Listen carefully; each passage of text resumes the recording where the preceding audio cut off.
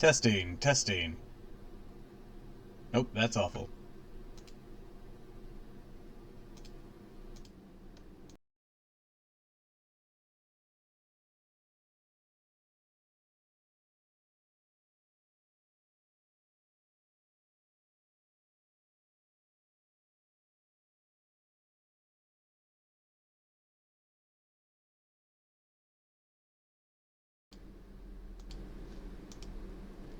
Testing, testing. There we go, much clearer. Let me get all resituated. Hello, hello, hello. And welcome to another reading stream today. Today we're going to be reading the third volume of the Goosebumps HorrorLand series. Monster Blood for Breakfast by R.L. Stine. Been a while since I've continued this series with y'all. So, full disclosure, I've only read a couple of these books before doing this whole rigmarole. And so far, the ones we've read, I haven't read before. I think I've only read maybe 3 of them, but I don't remember which ones.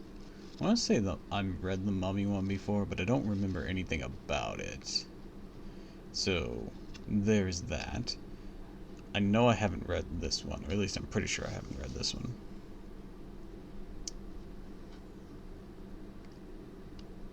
And I think I read the Haunted Mask one, which will be the next one, but I don't remember anything about it.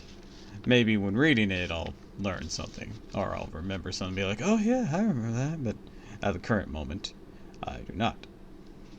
So, without too much further ado, let me grab my book and my book asset. You.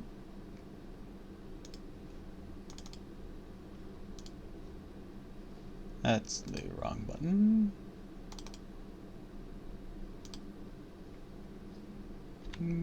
Book.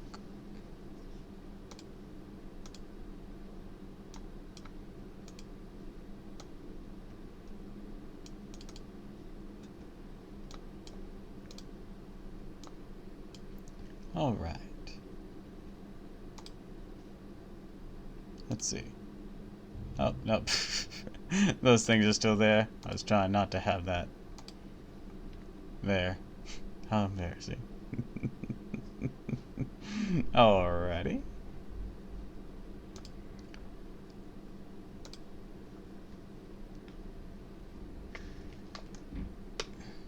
Take a quick drink of water here.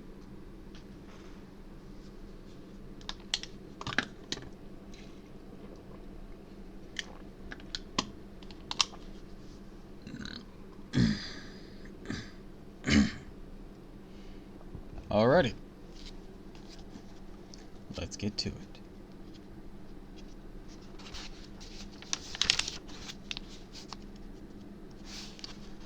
The book starts with a missing poster for someone named Brittany Crosby. Brown hair, brown eyes, last seen wearing a red and yellow sundress dress in the Black Lagoon water park.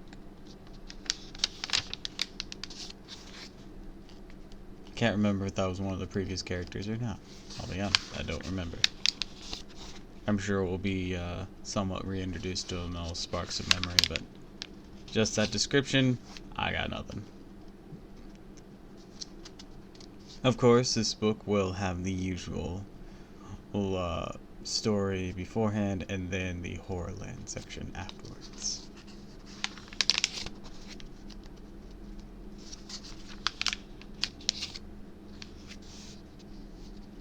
Alright.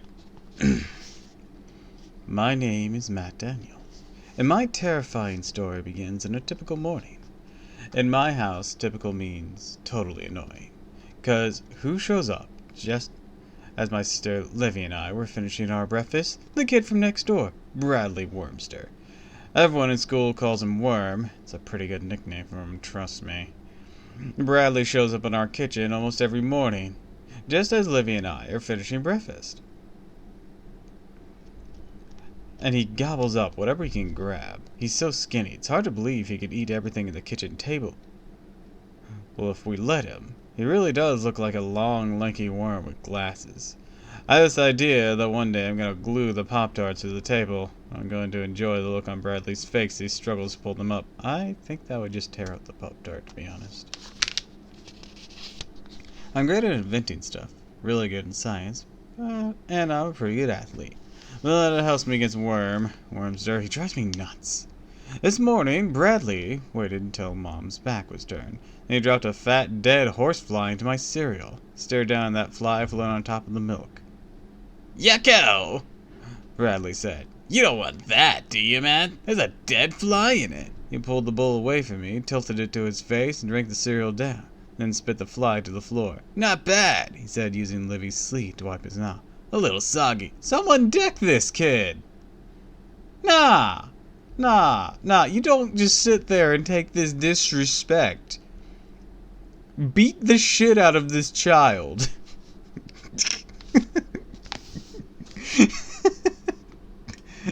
What an opening. Just fucked with my food. Stole my food. Nah, beat this kid. Absolutely wreck his ass. Do it now. Fuck.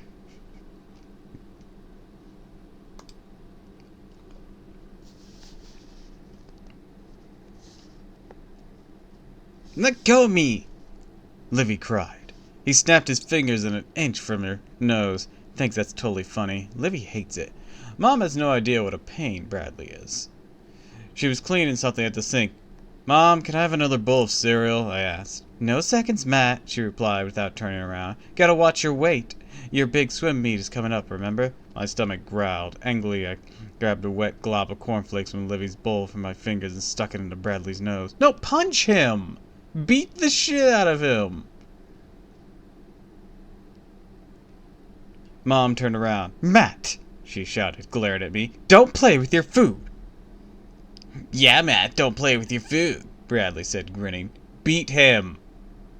How many times am I gonna say that this story? Jesus Christ. No, beat the shit out of this bitch. As soon as Mom went back to cleaning, he made a grab for Livy's Pop-Tart. Mom turned around just as Livy snatched it away. "Livy, no fighting," she snapped. "But Mom!" "See what I told you?" She spelled Bradley's name. You spell Bradley's name P-A-I-N. Nah, fuck it. Beat him. Fight him. Don't listen to your mother at this point. This is... You don't fuck with food. This is the most important week of my life, and I didn't need Bradley in my face. I'd love to invent something to make that creep disappear. It's called a gun. Why am I advocating such violence against this child?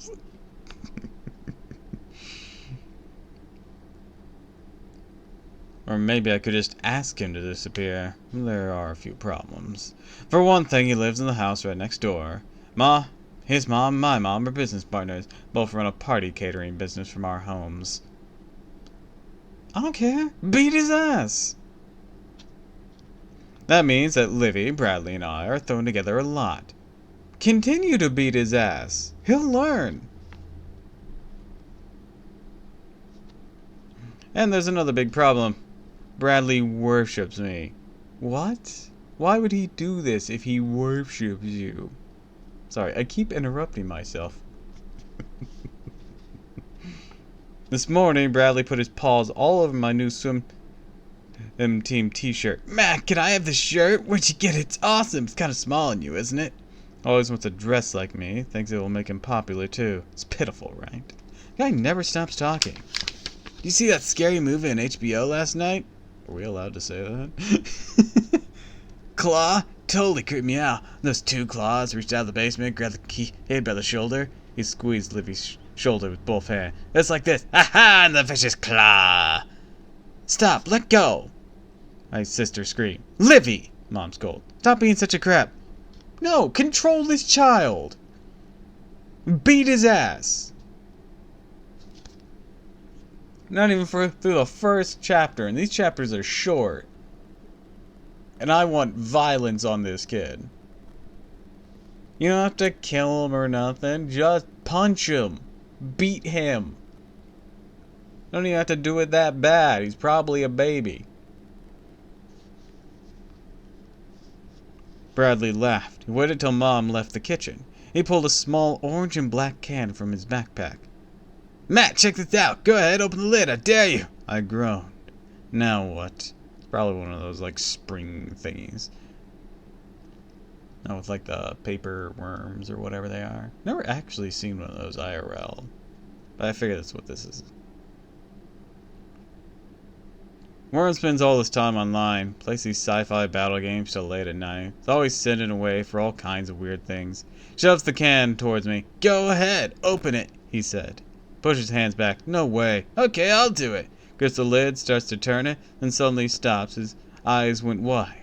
Smile faded. Watch out, he screams. It's gonna blow! Yeah, it's probably gonna be one of those springy things.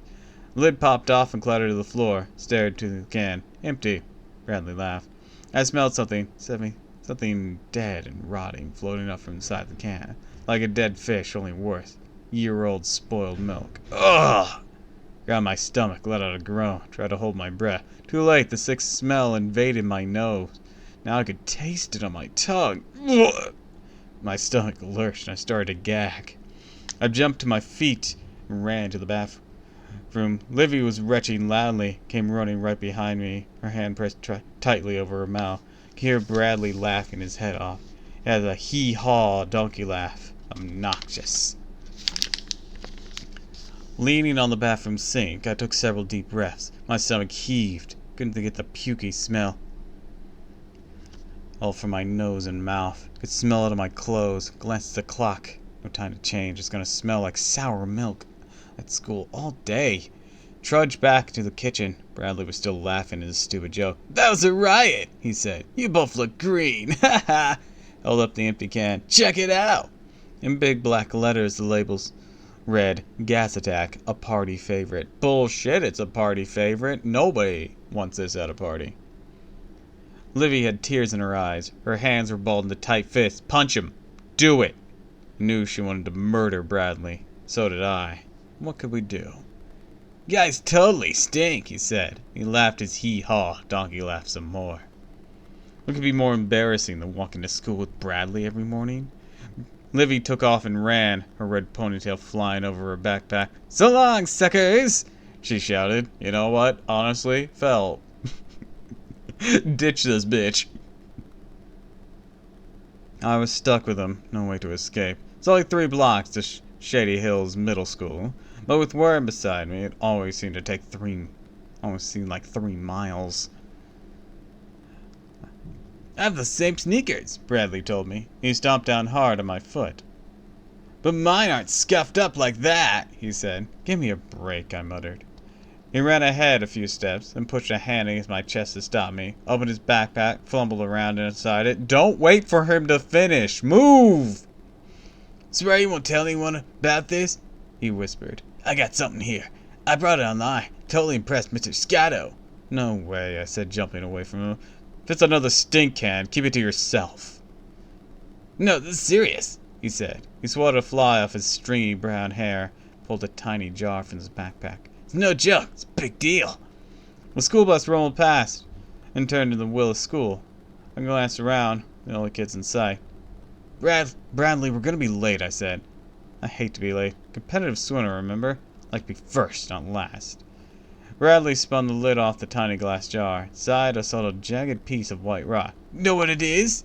Bradley asked, his brown eyes flat. Don't try to guess. Piece of the rock from planet Venus. Yeah, not possible. We haven't had a successful space mission to Venus. Pretty sure the only thing we sent, the only things we sent there melted in like 5 minutes. If not shorter.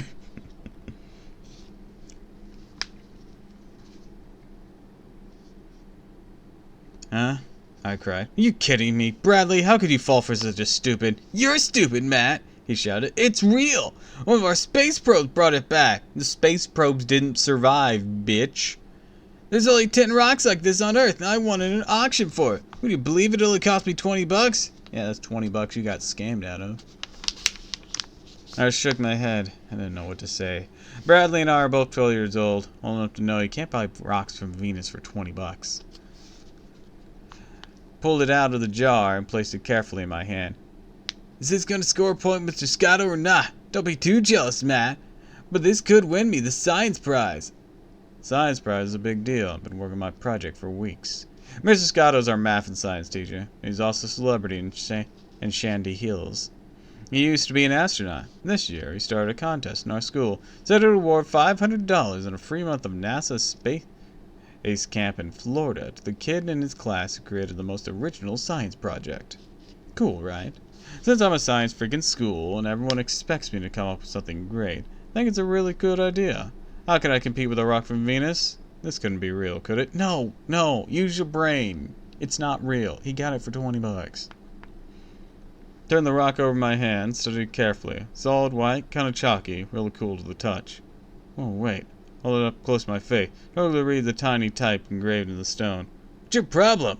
Bradley said. Give it back. Bradley, bad news. Didn't you read the tiny type? He blinked. Tiny type.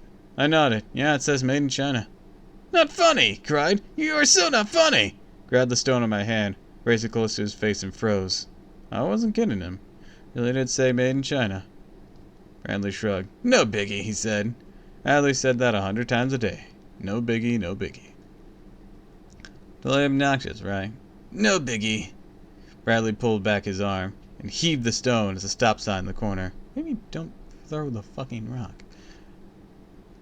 And I froze in horror as the stone bounced off, flew into the windshield of a passing car. Happened so quickly, the crack on the windshield, the splattering tinkle of glass as it caved in, the squeal of brakes. With the broken glass, I saw the angry scowl of the driver's face. Bradley moaned. I don't believe it! I was aiming at the stop sign! Yeah, don't throw rocks! Near a fucking road!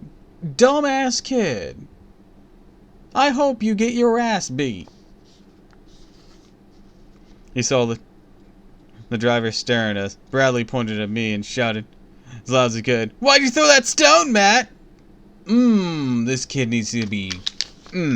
Bradley took off, running down the block. Too late for me. The driver's door swung open, pulled himself out of his car. Not a low moan as I saw who it was, our teacher, Mr. Scotto. Okay, yeah, this kid needs his ass beat.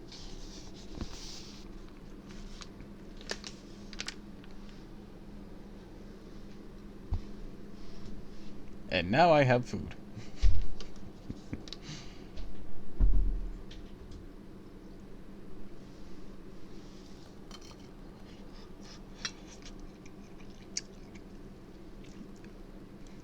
If the character is gonna get fucking punished for this, it's total bullshit. I dealt with this kind of shit growing up too. It's awful.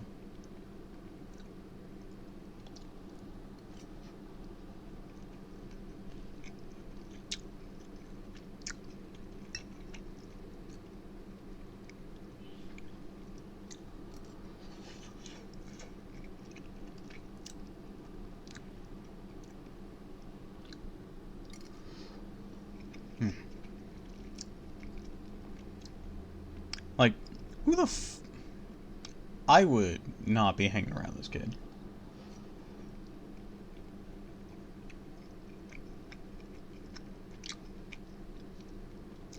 I had a kid similar in relation when I was a kid.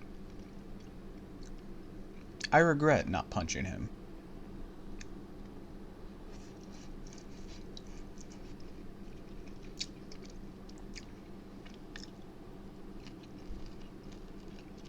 I regret not getting into fights when I should have.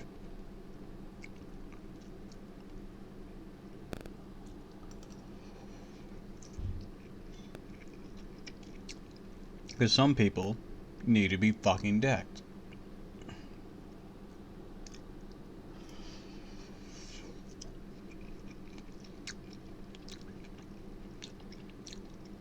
And the school system's useless.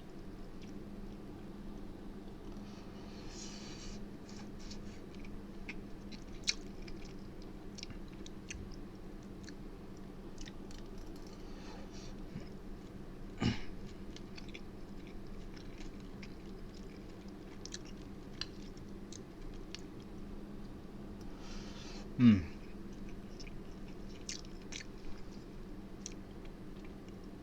Always be like, you should report to an adult whenever you're being bullied, and then when you do, you get in trouble too. And then when you say, hey, that isn't right, I shouldn't be punished for getting bullied, they're like, well, we don't actually know. And then you get punished more than the person you reported. So yeah, they're useless. Absolutely useless. Happened all the time.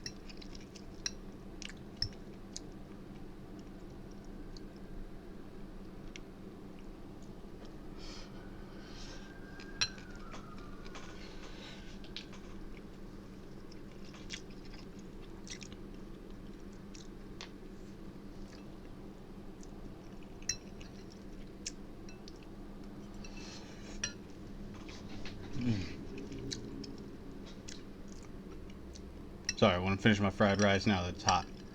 Mmm, so good. Got salmon fried rice. Mmm. We got a bunch of salmon one time recently, so we put it in the freezer. That's why I've been having salmon so often. We got a good price for it.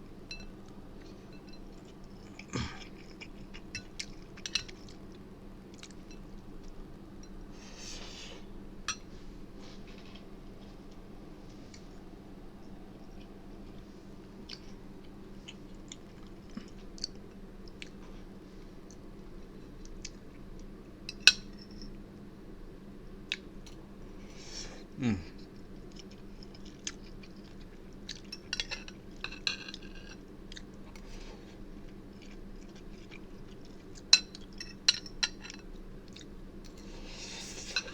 Mm.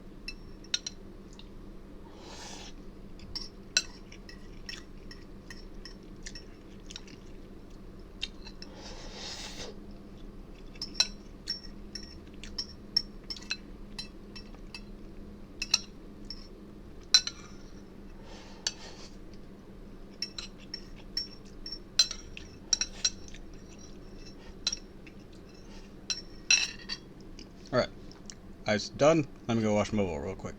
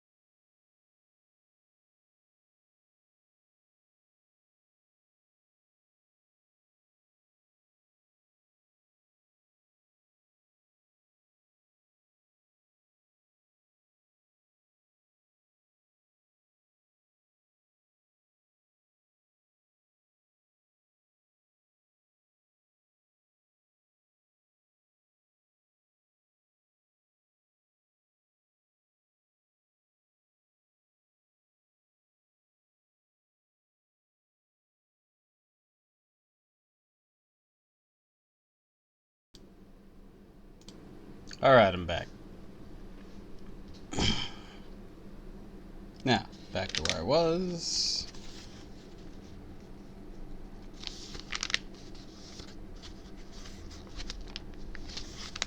Chapter 3. Later at lunch, I didn't feel much like eating. Put some kind of sandwich on my tray and an apple. Got to pick up a drink, still in a daze, I guess. Carried my tray across the lunchroom to the table where my buddies from the swim team sat. Slumped down in my chair. Matt, what's your problem? Kenny Waters asked.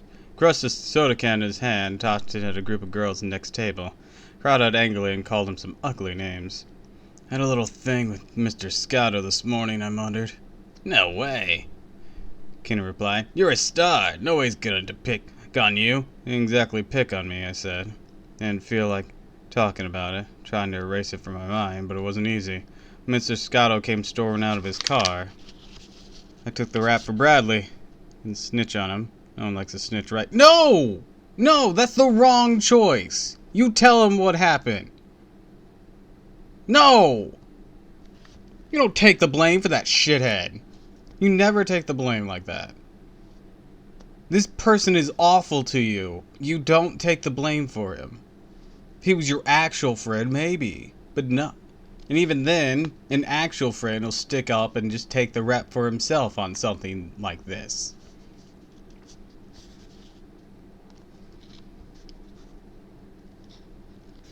Mr. Scotto's big, tall, and athletic. Works out all the time. He's got a biceps a foot high. I mean, you don't really want to get on his bad side. Then why the fuck would you take the rap for this? He looks like the astronauts see on TV. Very short, flat haircut, broad tan forehead, and a blue eye seem to stare at you. You're right through you like lasers. Definitely aiming lasers at me that morning.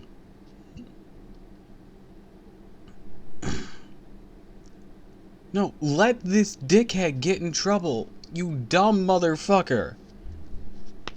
I'm really sorry, I told him, shaking my head. Total accident, some slipped from my hand, bounced off stop sign, and pretty good at talking my way out of trouble. Mr. Scotto was very angry. Said his car was only a month old.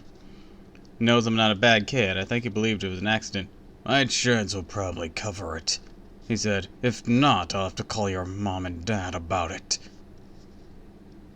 Don't take the rap, you stupid fucking kid. Why would you do this? You don't like Bradley. Nobody likes Bradley. And this isn't even one of those pitches you do to keep in with your peers. No, Bradley's an ass. Fuck Bradley. I sighed. It was my own fault. No, it wasn't. Oh, wait, yeah. Actually, it kind of is. Maybe I should have snitched on Bradley. Yeah, exactly. You should have. Mr. Scotto's warning about calling my parents repeated and repeated in my head all morning. Each time I thought about it, I got angrier. Bradley really is a worm, I told myself. I gotta do something about him. Yeah, you should have told him it wasn't you. It was Bradley. And explained the entire situation. That he got angry because he got gypped. And this idea for a new invention is called Bradley in a can. And off the lid, a bunch of disgusting brown worms come flying out. The idea made me laugh. Suddenly, I felt an elbow poke my side. Yes or no? Kenny asked, staring at him blankly. He laughed. Really on Mars today? He said. We're talking about the swim meet championship this week. You ready? Jake Dean asked. You taking the extra practices with the coach? Huh? Extra practices? Well, for sure, I said. Bell rang, jumped to my feet, picked up my tray, hadn't eaten a thing. I gotta get over this, I decided. Stop being angry at Bradley and concentrate all my energy into the swim meet.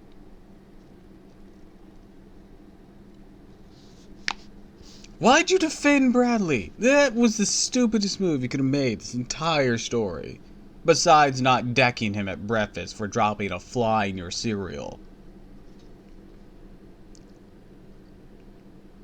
The next day, I took my seat in Mr. Scotto's math class. Tossed my backpack to the floor, of course. Bradley sits next to me. Where else? He's my shadow. Tapped me on the shoulder. Yo, what's up? Yo, what's up? I took his hand off my shoulder and stared straight ahead. Just ignored him. Maybe take the hint. He's not gonna take the hint. You need it.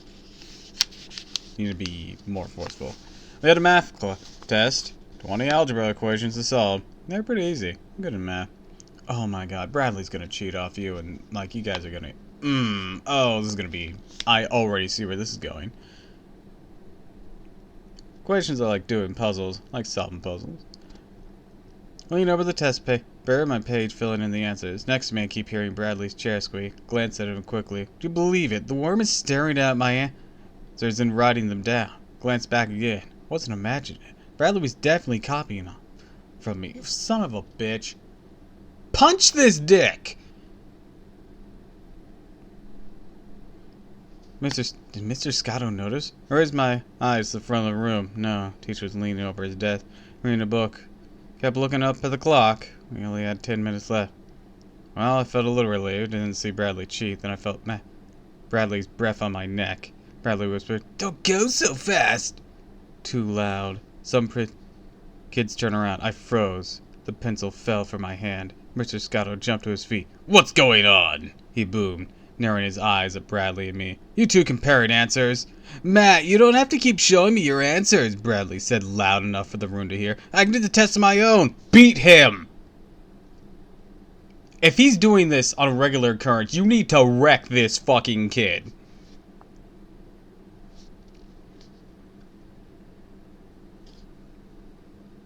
This book is making me unreasonably angry. It is reminding me too much of my own childhood that was unpleasant.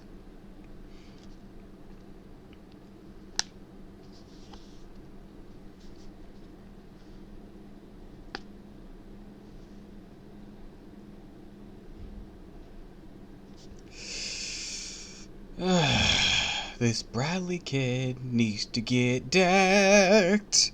Chapter 4. My heart skipped a beat. I couldn't take the blame for Bradley again. Cheating was serious in our school, and I knew I could be suspended for this. And then what about the swim meet? My teammates were all counting on me. It was a championship. Biggest meet of my life. Yeah, don't fucking put up with this shit. You should have elbowed him in the neck.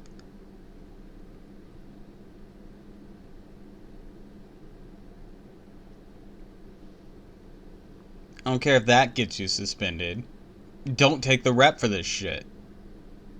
At least do something that warrants it. I get wanting to be the good kid. I was that kid. Always wanted to play by the rules. Be nice. Not cause trouble. But you know where that got me? Got me bullied. Got me taken advantage of. Nah, fight, bitch. Do it.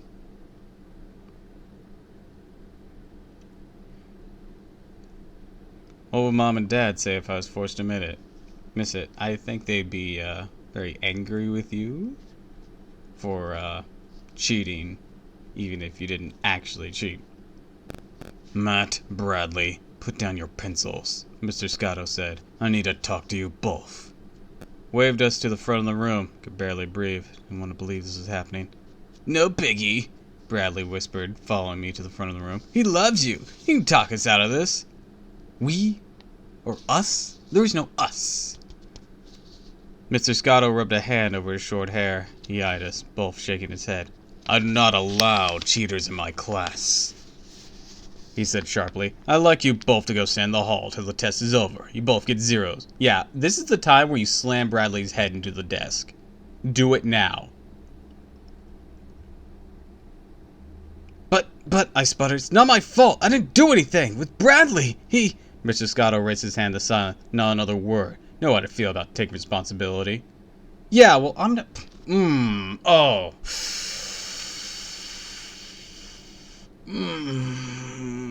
This book's making me unreasonably angry. It's just a book. It's just a book. I'm reliving too much right now.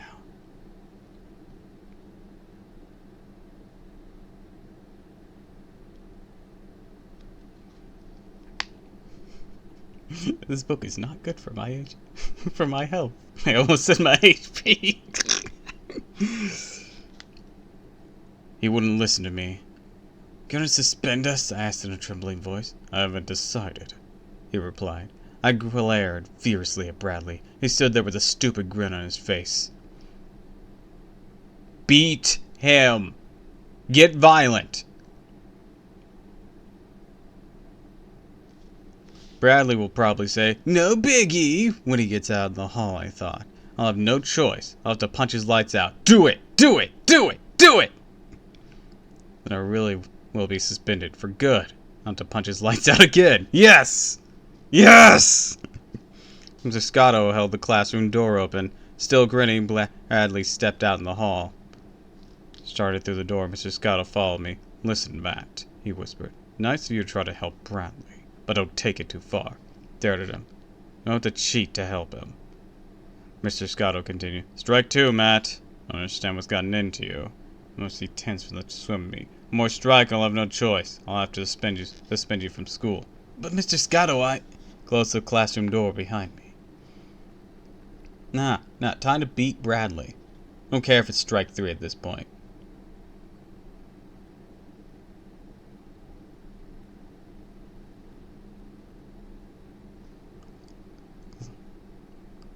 He closed the classroom door behind me, and I glanced up and down the hall. Empty, I heard the voice and laughter from the next classroom.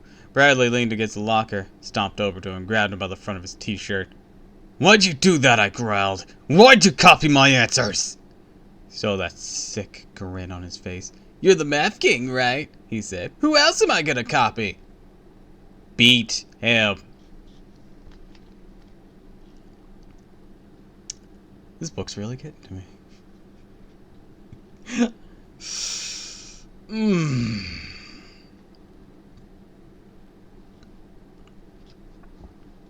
After school, I pick up Livy from Shandy Hills Elementary and we walk home.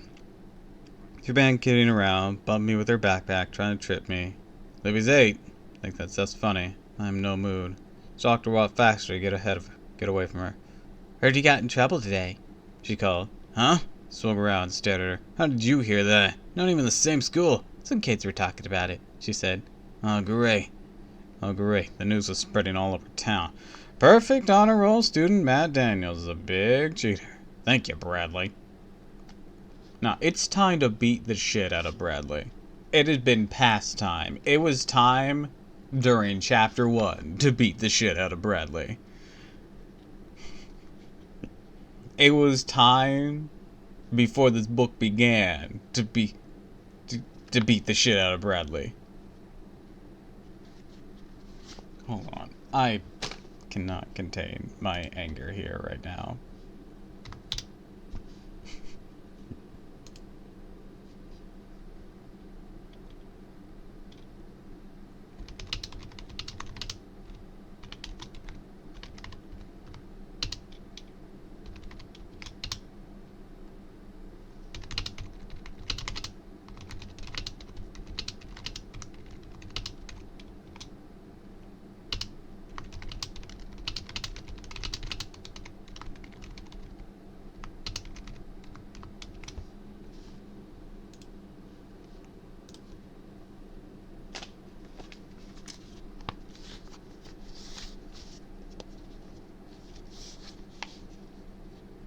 I lowered my head and started across the street. Mr. Scotto's words echoed in my mind. This is strike 2, Matt. One more strike and I'll have no choice, I'll have to suspend you from school. Mom wasn't home, so I used my key. Climbed the stairs, opened the door to my room. Oh no, I moaned. What are you doing here? Chapter 5. Bradley sat in front of my laptop, kept typing for a bit, then spun around. Your computer's faster than mine, he said. You don't mind if I use it, do you? Kill him. Now, fuck beating his ass. Murder him. It's an invasion of privacy that's not okay. Also, why don't you have this thing password protected? Beat him. Kill him. He's crossed too many lines and we're only 5 chapters in. Granted, these aren't exceptionally long chapter books. They're not even exceptionally long chapters. But kill him. He deserves to die. If he comes with you to HorrorLand, is it okay if we kill him off? Please? That's if he doesn't learn his lesson by the end of all this. No, not even if he learns his lesson. Fuck him! If he... Well, actually, I'll put it this way. he comes to HorrorLand with you at the end of the story, and if he's still the obnoxious brat, can we kill him off? Please? Please? It seems very likely he'll come with you, because it'll probably be like, oh, our mom's be like, oh yeah, why don't you take Bradley with you? La-di-da-di-da-di-da. Or your mom will allow him to come with you, and she'll be like the chaperone, and his mom won't be there.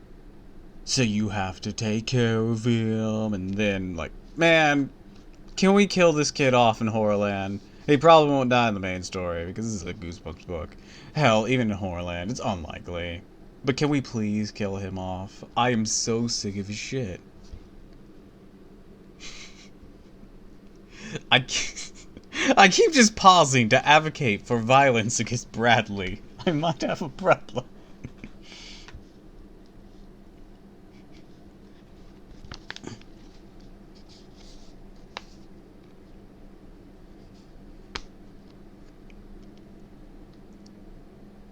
A growl escaped my throat. I realized my hands are balled into tight fists. Use them! Also, I borrowed your t-shirt from this dresser. Mine got stained on it a bit, Bradley said. It looks better on me, don't you think? Okay, if I keep it. The tie-dyed shirt said peace, love, rock and roll forever on front of it. Belonged to my dad. Gave it to me last Christmas. My favorite shirt. Stepped up behind Bradley, wrapped my hands around his neck. Should I kill you now or wait till after dinner? I asked. He grinned at me. He thought I was joking. What's your problem, Matt? What's his problem? You're stealing his shirt. You're invading the privacy of his laptop. You got him in trouble. Well, not just at school, but in like a potential legal sense. And by destroying a car window because you carelessly threw a rock. And like you cheated off of him and got him in trouble for that. And not to mention the fly and the cereal this morning. This has all been one day, you piece of shit. I backed away. I'm not a violent dude. I couldn't let Bradley turn me into one. No, let him turn you into one. Let's do this. Let's go. Hello? You got me in a mess of trouble today, I said. He shrugged he shrugged his skinny shoulders. No biggie, he said. Huh. I couldn't help it. Reached for his neck again, but he rolled out of my reach on the desk chair. Not kill him. Do it. You're Mr. Scotto's pet, Bradley said. He thinks you're a future astronaut or rocket science or something. You know he won't do anything to you. But. I was so angry I started to sputter. You know how important this week is to me. Dead meat if you ruin it for me, and I mean it! Bradley began snooping through the papers on my desk. Picked up a red notebook. These are plans for your science project? He asked. What is it? Some kind of birdhouse? Oh, is he gonna steal it or destroy it?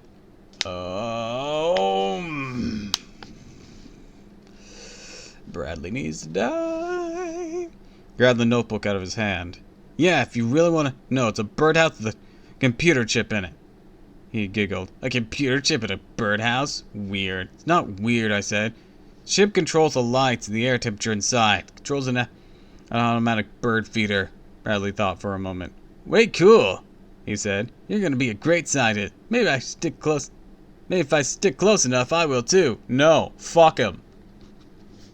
He's just gonna continue to cheat off you. He couldn't even do fucking math today. The hell's he gonna... You think he's gonna fucking cheat his way into the community of science? Nah, this is only gonna end when Bradley gets a clue or he dies.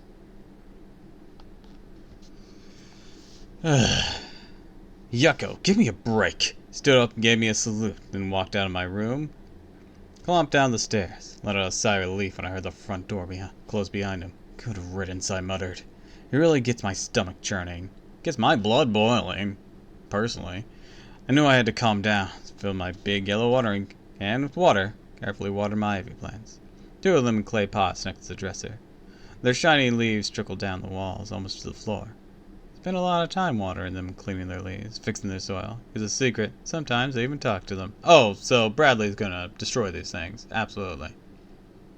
Or the monster blood will. It'll probably be Bradley. I'll be honest. I don't think I've ever read a monster blood story where the monster blood is, like, malicious. Then again, it's been a while.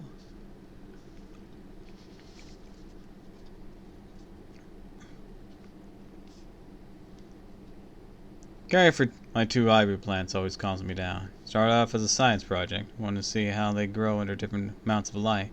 Now I just like to have them, take care of them. Water them carefully, straighten up some of the leaves. Turning back to my desk, I glimpse at my laptop. What did Bradley leave on the screen? Studied the monitor. 2 bloodshot eyes stared back at me, and under them, in big green letters, the word Monster Blood. What is Monster Blood? One of Bradley's weird online games. I looked at the X in the upper right-hand corner and get rid of it. No X key. Hit escape. Now he still stared at me. Unplug the computer. This is concerning. Hit the delete key again. And again. Tried several other keys. Couldn't exit. No matter what I tried, the ugly bloodshot eye. Unplug the computer. At this point, like, you just need to do a hard reset.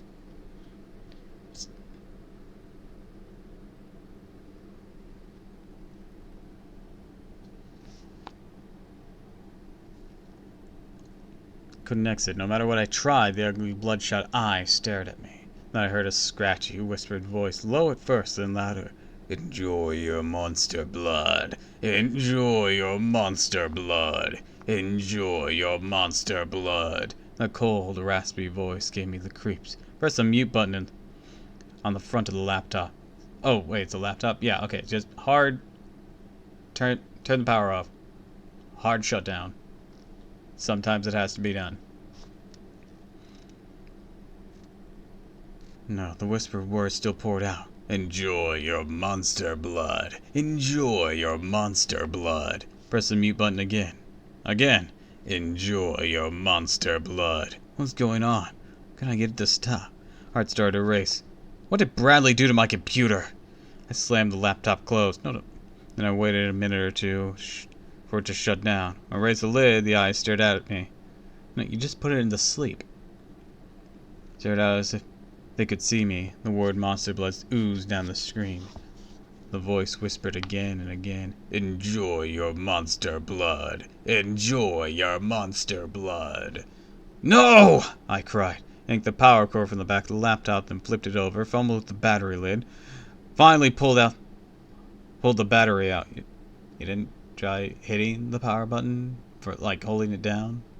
I know you closed the lid, but that puts it in sleep mode. Breathing hard, I gaped at the screen. The laptop had no power of any kind. But still, the red eyes glared at me. The raspy message continued to whisper.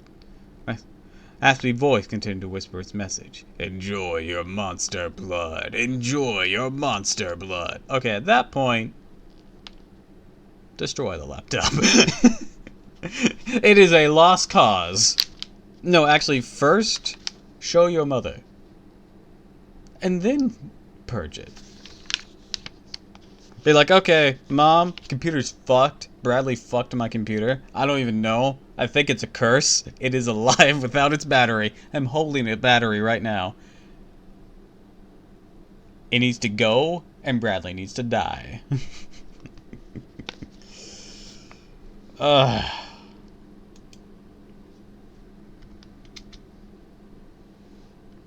Just... Alright, chapter 6. Yeah! Couldn't help it. Let out an angry scream. Slammed the laptop shut again. Levy came running out from the bathroom in her bathrobe. Had a towel wrapped around her wet hair. 2 shampoo bubbles clung to her forehead. Matt, what's wrong? She cried. You hurt? Bradley! I shouted. Shook my fist in the air. Bradley! Look, I want to kill Bradley as much as the next guy, but that image is hilarious.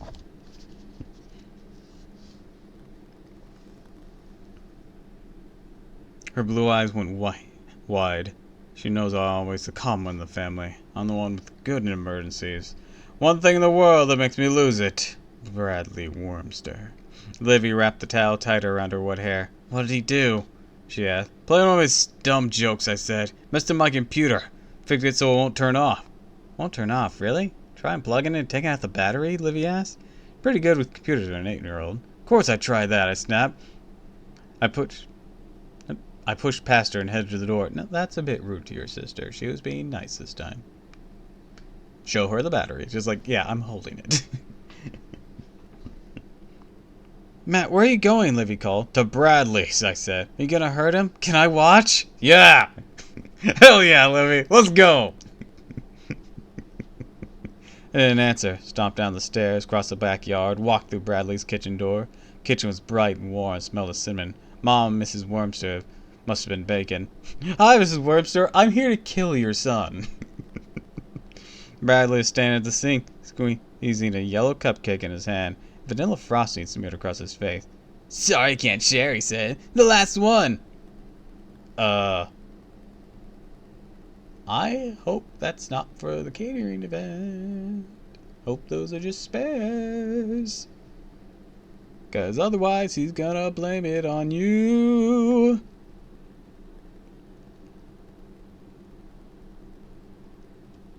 I stared at my tie-dyed shirt, saw the spot on the pocket.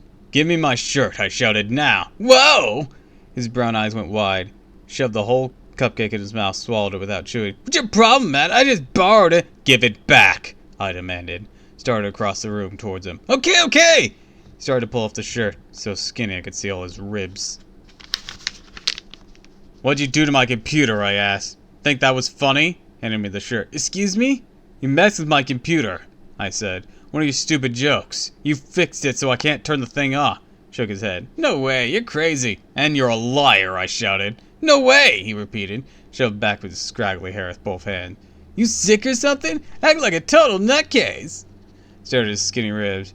You look like a plucked chicken, I said with a laugh. No one calls you worm. They should call you chicken bones.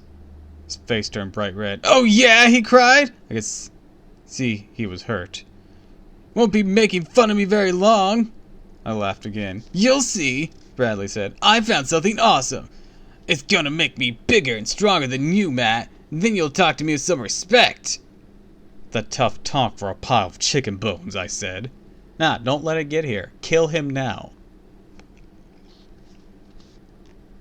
Beat his ass. Right now. Before the monster blood arrives. End this story early with his death. I'm gonna make this a Fear Street book.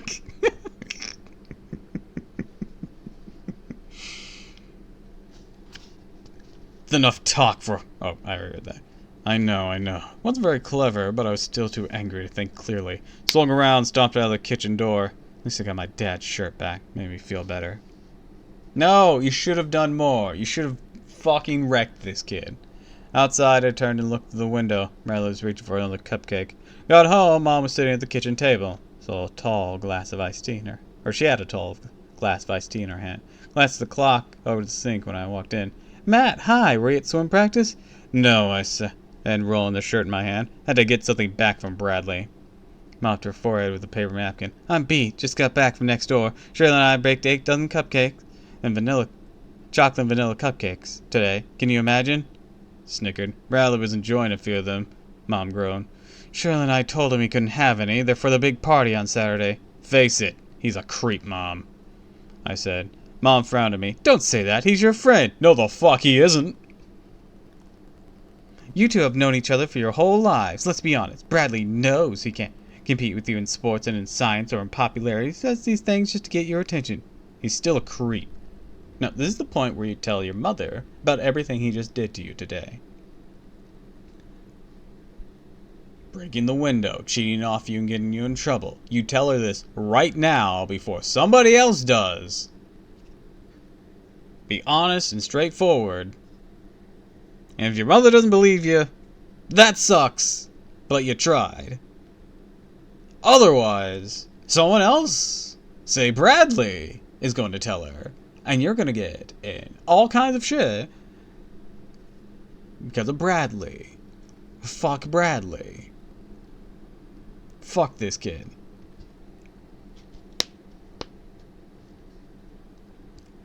My cell phone vibrated. Pulled it out of my jeans pocket. Had a text from Bradley. Can I get your shirt back? Fits me better. No, fuck you! Someone needs to kill this kid. Also, someone needs to feed this kid. Jesus. How do you have ribs like that? And eat as much as he does. And then again, I've only noticed him eating sweets. That's a problem in and of itself. Something's wrong with this kid.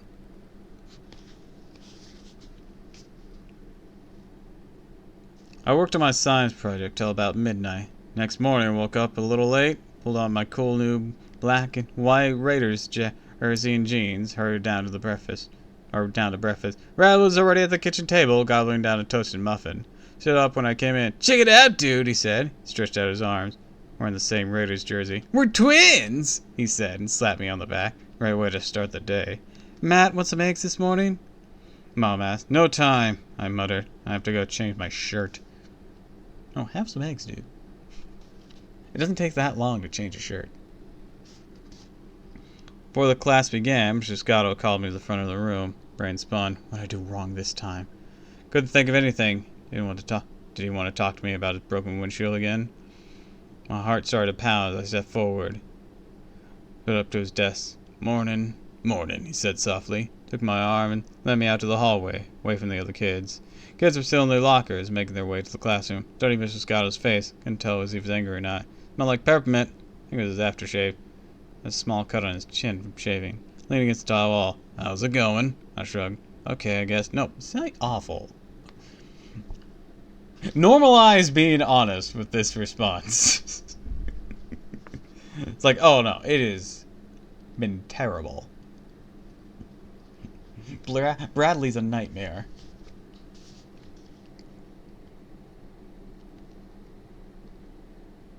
Oh. Okay, I just read a little bit. Howdy. I just want to say you're doing a great job with Bradley. Stared at him. Bradley? What kind of job did I do with Bradley? Hit his guts. Told me you helped him think of an idea for his science project. Told me his plan for a computerized birdhouse, and they're terrific. I exploded. His what? You'll have to work very hard to top him, Matt. Mr. Scotto said. Bradley's definitely the front runner for the science prize. His birdhouse is brilliant. Oh, yep. I knew you shouldn't have opened your big fat mouth about it. Shouldn't have said anything. I knew he was either going to destroy it or steal it. I knew it. I fucking knew it.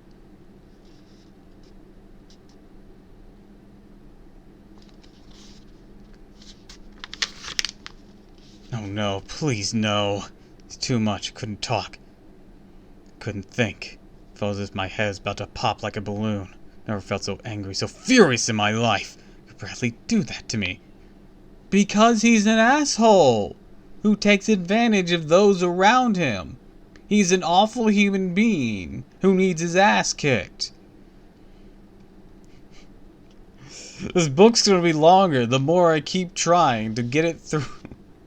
To express my anger for this fucking kid.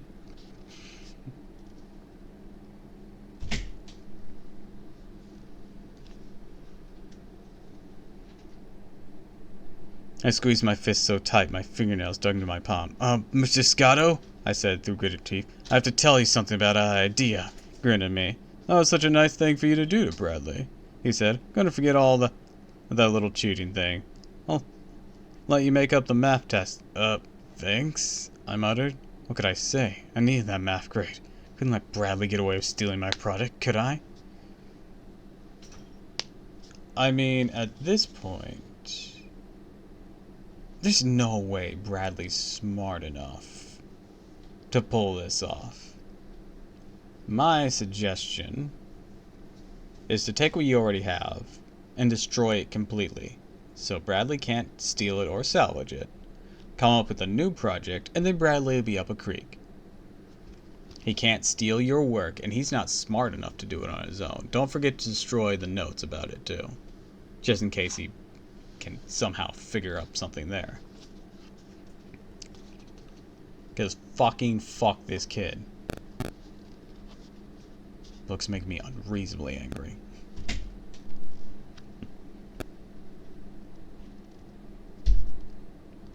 Checking his watch, Mr. Scotto walked back into the classroom. Locker door slammed. The hall was empty now. Tried to calm down, then I spotted Bradley in the corner, showing off his Raiders jersey to a couple of girls. Couldn't stop myself. Hurled myself at him, grabbed him hard with both hands, slammed him against the locker. Beat him! Beat him! Do it! Come on! Stumbled back, his eyes wide with surprise. Why the fuck you surprised? You fucked around, it's time to find out!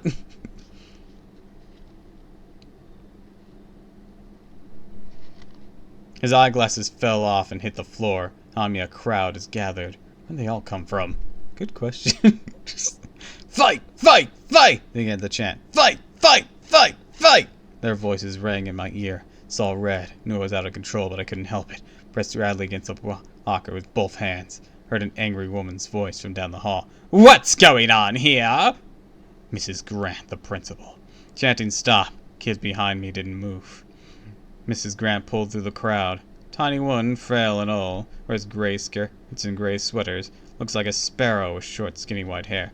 Stop it! Stop it! She screamed. Grabbed my arm, pulled me off Bradley. Matt, are you fighting? She asked. Still holding my arm. Oh no, no, no. Realized instantly that I was in huge trouble. Strike 3. Words flashed in my mind. Nah, finish the job. Do it. It's time. It's time to throw down. Fuck this kid. Mrs. Grant slowly let go of my arm, stared hard at me with her sharp, black sparrow eyes. Strike 3 and you're out, I thought. He slid to the side, smoothing out the front of his Raider shirt. Face was very pale. Bent to pick up his glasses. You know I have no choice, Mrs. Grant said. Rules say no fighting of any kind. I'll suspend you, Matt. Good. All right. We're suspended. Beat his ass. Now. Can't get worse.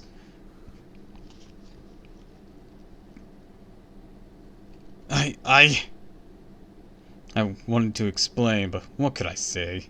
Mrs. Grant shook her head. I don't understand, she said. Why would you do this on the day before the swim championship? You know how much your team's counting on you. This isn't happening, I thought. Can't be happening to a nice guy like me. Mrs. Grant pointed down the hall. Go clean out your locker, she said. I'm sorry, Matt, but rules are rules. Call your mother right now. Oh, to let her know. You're suspended from school for a week. Why does he need to clean out his locker then?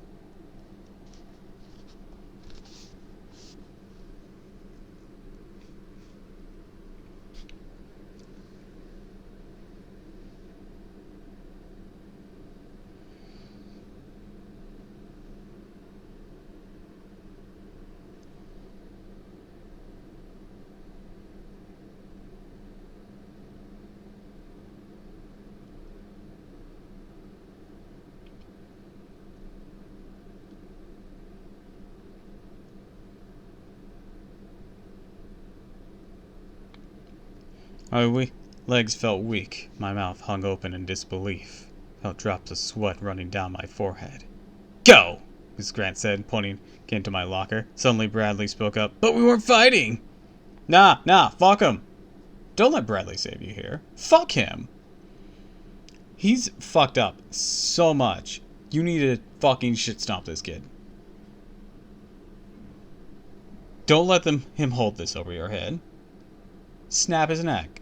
Let's do it. Come on. He fucked around. He's gonna find out. The worst that's gonna happen, he's gonna have to wait till he gets home. Keeps invading your house during breakfast anyways. Perfect time. Drop kick. Bam! Bide your time. Ms. Grant squinted at him. Bradley hung an arm around my shoulder. Matt and I are best friends, he told her. We're just goofing on each other. Principal frowned. Could tell she didn't believe Bradley. Wasn't fight at all, Bradley said. We just tagged that scene we saw on TV last night.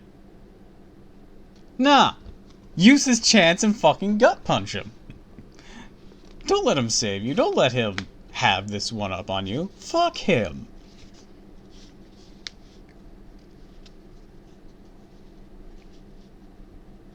Yeah, that's right, I chimed in. It's an awesome fight scene. Two guys totally wrecked each other. Bradley thought it was funny. Just pretending to be those crazy guys. That's the truth, Bradley lied. Still had his arms around my shoulder like we were best buddies. Wiped the sweat off my forehead with the back of my hand. Legs still all felt shaky and weak. Was Miss Grant buying our story? She had to, or I was doomed. Don't us both from her tiny, pointed chin. All was silent. I heard such a deep silence in my life. Okay, she said finally. Go back to class, you two. Turned to me. I didn't think you'd fight in school, Matt. You're too smart for that. Thanks, I stammered. Started back towards her office. No more violent TV shows, she called back. You guys should watch National Geographic Channel instead. Keeps you out of trouble. You should go watch animals. Fuck. Also, if you want something that's not violent, don't watch nature stuff. Nature is violent. Now why would you go and watch people shoot each other? You should go watch a lion maul a zebra. Or a bear just absolutely go to town on some fool. And take a shit in the woods. Keep you out of trouble. Bradley had a huge grin on his face. His brown eyes were practically twirling with excitement. Thought me a high five. Dude, I saved your life! You also endangered it. And that doesn't erase everything you've done prior. But yeah, my advice still stands with the birdhouse stuff. He can't do that alone. So it's time for you to destroy what you have now. Destroy your notes. So he can't steal it or copy it. Come up with a new idea, even if it's not as good. But the main thing is, you don't let Bradley win this.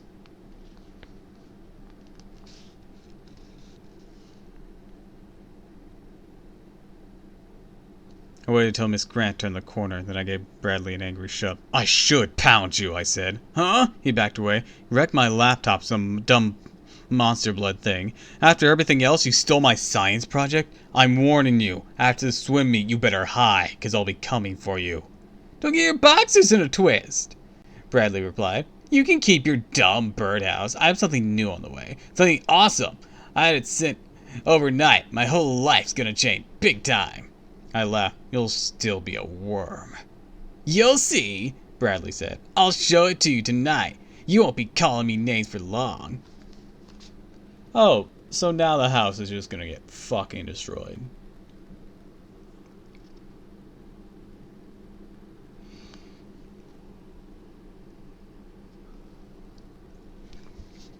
Swim practice went for 2 hours after school, and a lot of practice races. Coach Widows had Widows? I'm gonna go with the Widows. Had tips for us after each race. The championship meet was the next day, less than 24 hours away. This was our last chance to tune up. My 3 events are the 1,000 meter freestyle, the 500 meter freestyle, and the 200 meter butterfly. No one can touch me in these races. Always blow everyone out of the water. This afternoon, Kenny Waters and Jake Dino tied me on both events. After the second tie in the butterfly, both holding onto the pool wall trying to catch our breath, shaking off the water. Both stared at me in surprise. Jake laughed. Did I get faster? Did you slow down? Spit a mouthful of water at him. I let you 2 tie, I joked. I just wanted to give you a thrill. Coach Widows leaned over the pool. Tall, lean, spiky black hair. Hairiest arms I've ever seen. Call him Wolf. I nodded his face. Concentration, man, he said. Tapped me on the temple. It isn't physical. It's concentration. Know what I'm saying? Nodded and tapped my temple too. Widows is a pretty smart guy. Guess he could tell my mind kept slipping to other things. This morning, I come so close to being kicked out of school. Got changed quickly, began walking home. Sun was already drooping behind the tree. Air grew cold, deep shadows shifted over the sidewalk. It was half a block from my house when 2 men stepped out from behind a car, blocked my path. Hey, I cried. They were both dressed in black pants, black hoodies. Hoods were pulled down low over their eyes. Their eyes were hidden in the evening shadow. Tried to sidestep them, they closed in tight around me. Don't move, kid, one of them said in deep low. Let go of me, I screamed. What do you want?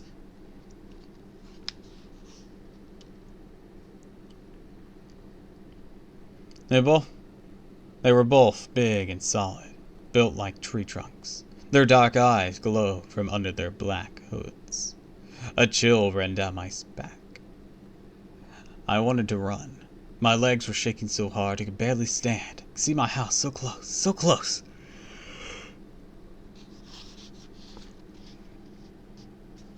One of them stuck out a big hand. It had jeweled rings on every finger. "No trouble, Sonny," he said. "That's right," his partner spoke up. Stuck out his hand too. Saw a tattoo of a spider on his palm. "Just hand it over to us. Won't be any trouble," he said. Tried to swallow.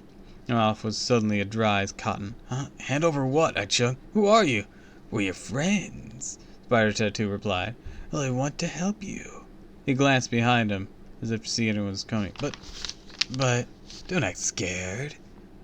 Ring's finger snarled. "You ordered it, but we need it back." I glanced around. Why wasn't there anyone on the street? One who could rescue me? "Ordered?" I said. Miles came out to a shrill high. "I didn't order anything." "Come on, kid," Spider Tattoo said. "Don't make it hard for us. Tell a mistake was made." "Truth," his partner chimed in. "Stuff dangerous. I mean very dangerous. No joke. Couldn't let you keep it." His eyes kept darting all around. "We should never have sent it," Spider Tattoo said. "We'll get in big trouble if anyone finds out." "Do you have it on you?" his partner asked. "Is it in your backpack? Just hand it to me, okay? No problem." "No," I said. "I told you I don't." Ringfinger pointed toward my house. "You have it at home? You can give it to us there. We'll come with you."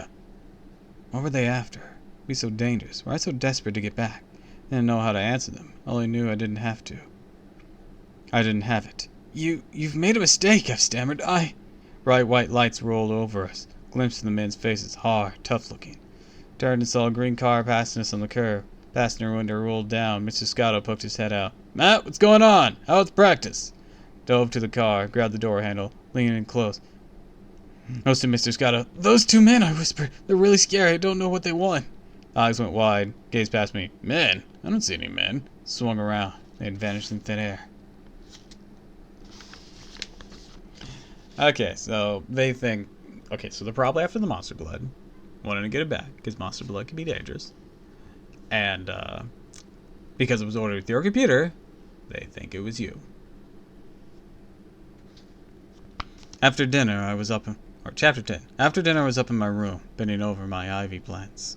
I was using plant shears to cut them back. Grasped as I felt cold, hard fingers wrapped around my neck. "Hey!"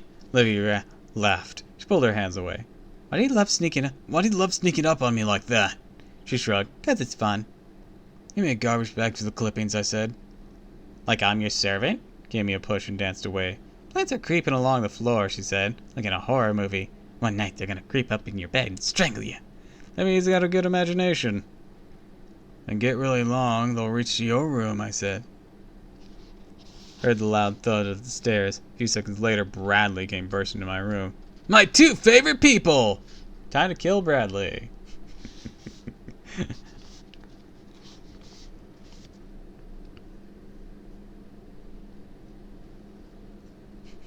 "Bye," Livy said, rolling her eyes. Hurried out as fast as she could. You know what? I feel you, Livy. I vibe with you. Leave any scene that Bradley's in. I completely understand.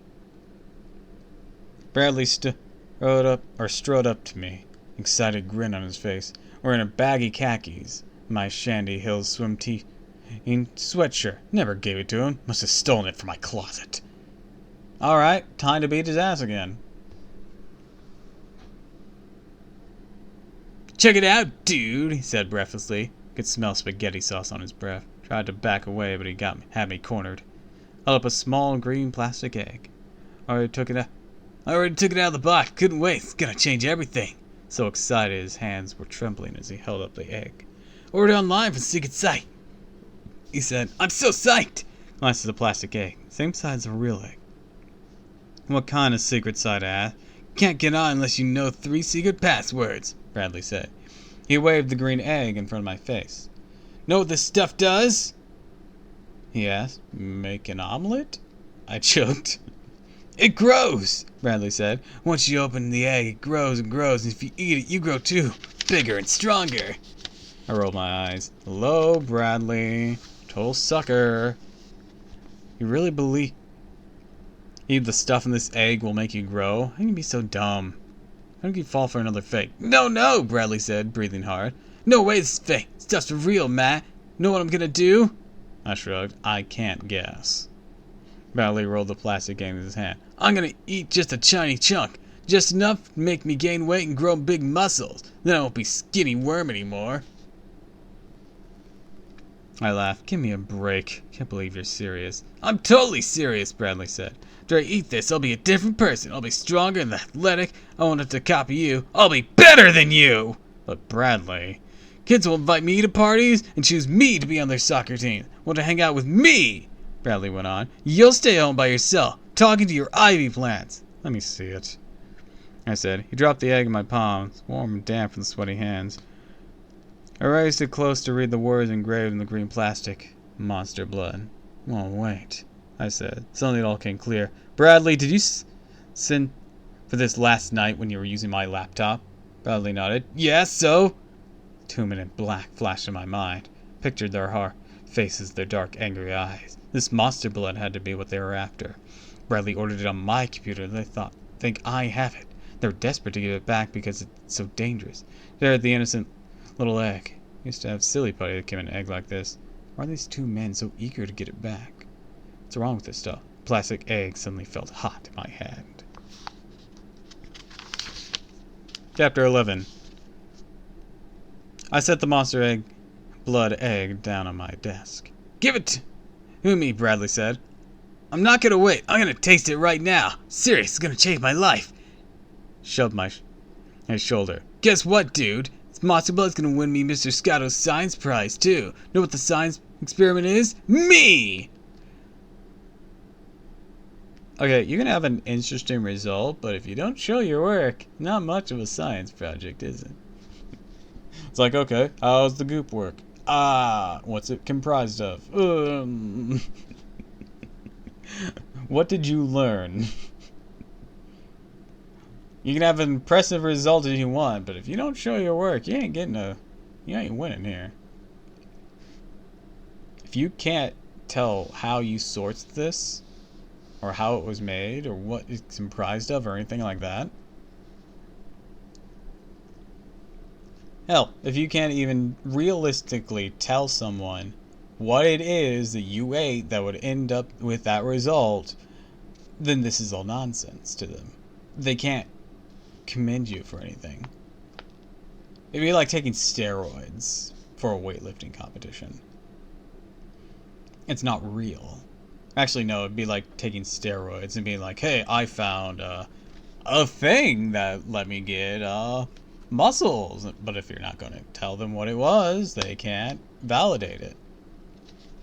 And if you do tell them what it was, they either won't believe you, because it's monster blood and that's phantasmal, or they're going to be like, what the fuck is that? What's it made out of? And you can't give them a good answer there.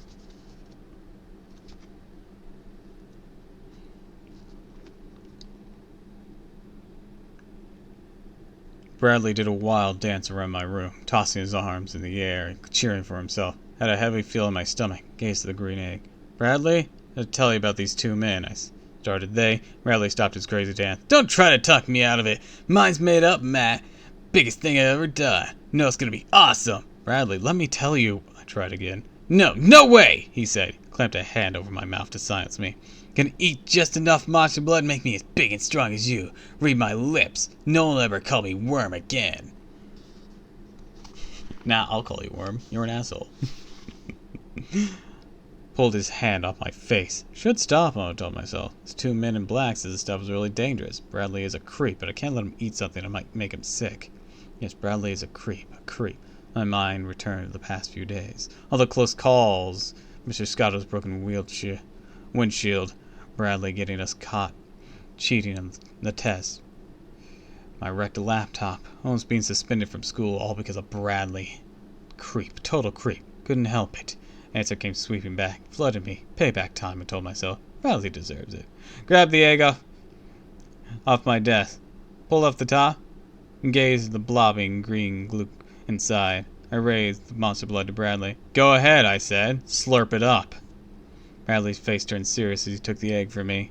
Held in one hand, raised it close to his head. It's bubbling a lot, he muttered. Listen, hear that plop plop sound? Weird. Let's see what it tastes like. Dipped his fingers into the green goo. Hey, it's hot, he said. Real sticky. Look how it sticks to my finger. Go crazy, I said. Taste it.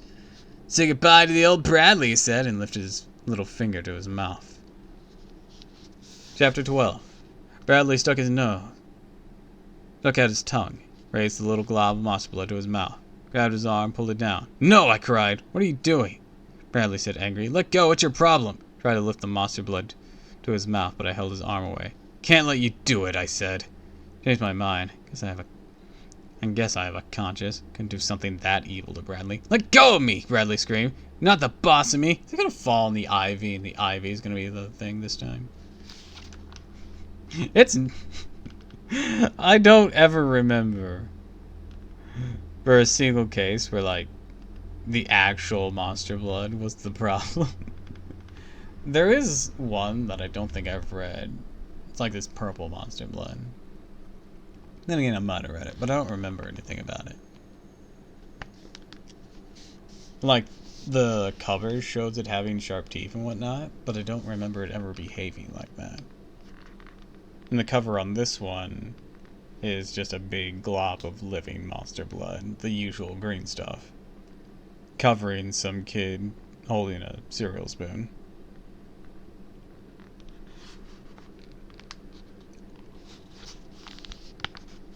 It always gets out of hand, but I don't remember. Actually, it might have just kind of become sort of a tidal wave in the first book, but I can't remember. Made me laugh. Big baby, I said. Grabbed his little finger, wiped the glob of monster blood off on his jeans, grabbed the bottom part of the egg and clamped the top down on top of it. Yeah, but it's exposed to oxygen now. Had to squeeze the lid on. Monster blood was rising on the egg. Give it to me! Bradley swiped at the egg. I swung it out of his reach. Mine, I can do what I want with it. Alright, it's mine, I can do what I want with it, he whined. Just shut up and listen to me, I said. 2 men stopped me on the street, said it's dangerous and they want it back. Bradley rolled his eyes. 2 men? Said, tell me another one. I'm serious, I said. I can't let you eat this stuff. You're a dirty liar, Bradley shouted. He dove at me, grabbing for the plastic egg. I raised it out of his reach, tackled me to the floor, fell on top of me, tried to wrestle me, but he was too skinny and light. Give it to me, it's mine, give it to me, he shouted, tucked the egg into my jean pocket, and rolled on top of him, pinned his arms to the floor, held him down until he stopped squirming and shouting. Give up, I said. Come on, Bradley, you're pinned. Say, give up. He groaned. Okay, you're crushing me. Climbed to my feet, helped him up. Nah, don't help him up. Kick him out. Kick him while he's down. Rubbed his skinny arms. I don't think I hurt him too bad. Nah, toss him down the stairs. Fuck this kid. Give me the monster blood or not. Yeah, not, I said, patting my jean pocket, keeping it safe and sound. Give it back to me, Matt, it's mine. Bradley let out a cry and dove at me again. Give it back to me, Matt, it's mine. That's when Livy poked her head in to the room. What are you doing? She cried. Heard you all the way down the hall. Bradley let go of my jeans and backed away. None of your business, cheek nose, he snarled. Huh? Livy's face turned an angry red. Beat him! Kick his ass, Livy! Okay, no biggie, I'm out of here, Bradley said, fist at his side. You can keep the monster blood, Matt. Go ahead. You just don't want me to be as big and popular as you. Bradley, you don't get it, I said. Can't eat something if you don't know what it is. No biggie, Bradley said. Again, you can keep it, but I'm keeping the birdhouse project. I'm gonna win with it. I hope you destroyed your notes. Who's letting this kid have free access to your room? You need a lock on this room. You also need a gun to kill him with. Ugh.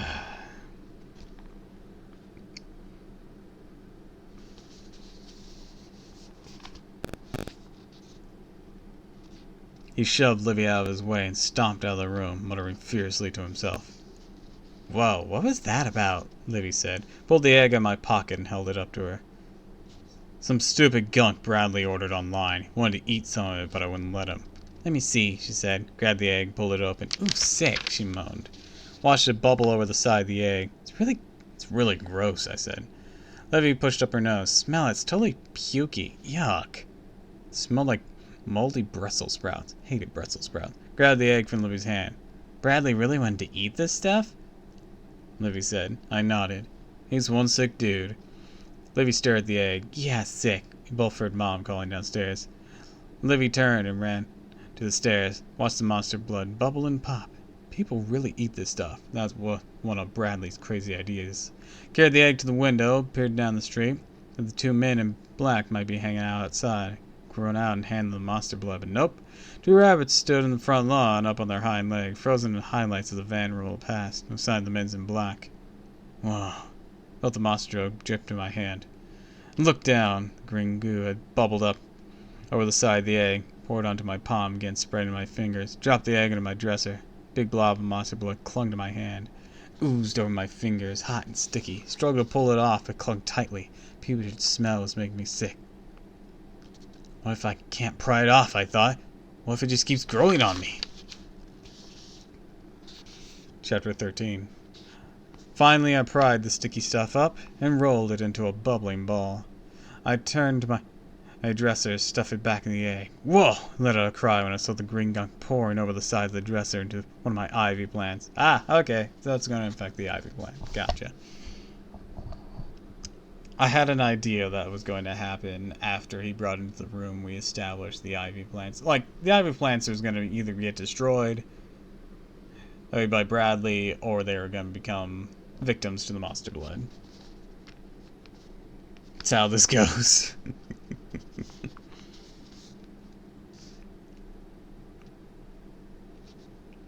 I glanced frantically around the room. I had to find something to hold this disgusting stuff. I stopped on something at the bottom of the bookshelf that might be big enough and strong enough to hold the monster blood until I get rid of it. Rushed over to the side of the room, bent over, picked up the giant china piggy bank. It was a present from my Aunt Harriet. I think she won it at a carnival. Piggy bank was a bright pink, had a coin slot in the back, and a wide cork on its belly for taking the coins out. The bank was bigger than a toaster, so it might hold the goo for a while. Knew I had to be careful. Found a pair of leather gloves in my closet, slipped them on. Picked up the metal trawls I used for loosening the dirt in my ivy pots. Found a silver funnel I was using for a science experiment. Removed the cork and jammed the funnel into the hole. Stepped up to the dresser, again shoveling up the monster blood, bubbling and steaming, clung to the trowel. Tilted it into the funnel. Now it stuck to the funnel walls. Eyes darted around the room, searching for something that might work better. Nothing here. Stuff was too sticky. Heart pounded as I pushed and shoved and jammed the monster blood into the funnel, down through the hole into the bank's belly. Finally, I jammed the last glob to the piggy bank. Hand trembled as I shoved in the cork. Piggy bank was nearly full. Would it hold the bubbling green goo? Probably not. It still has air access.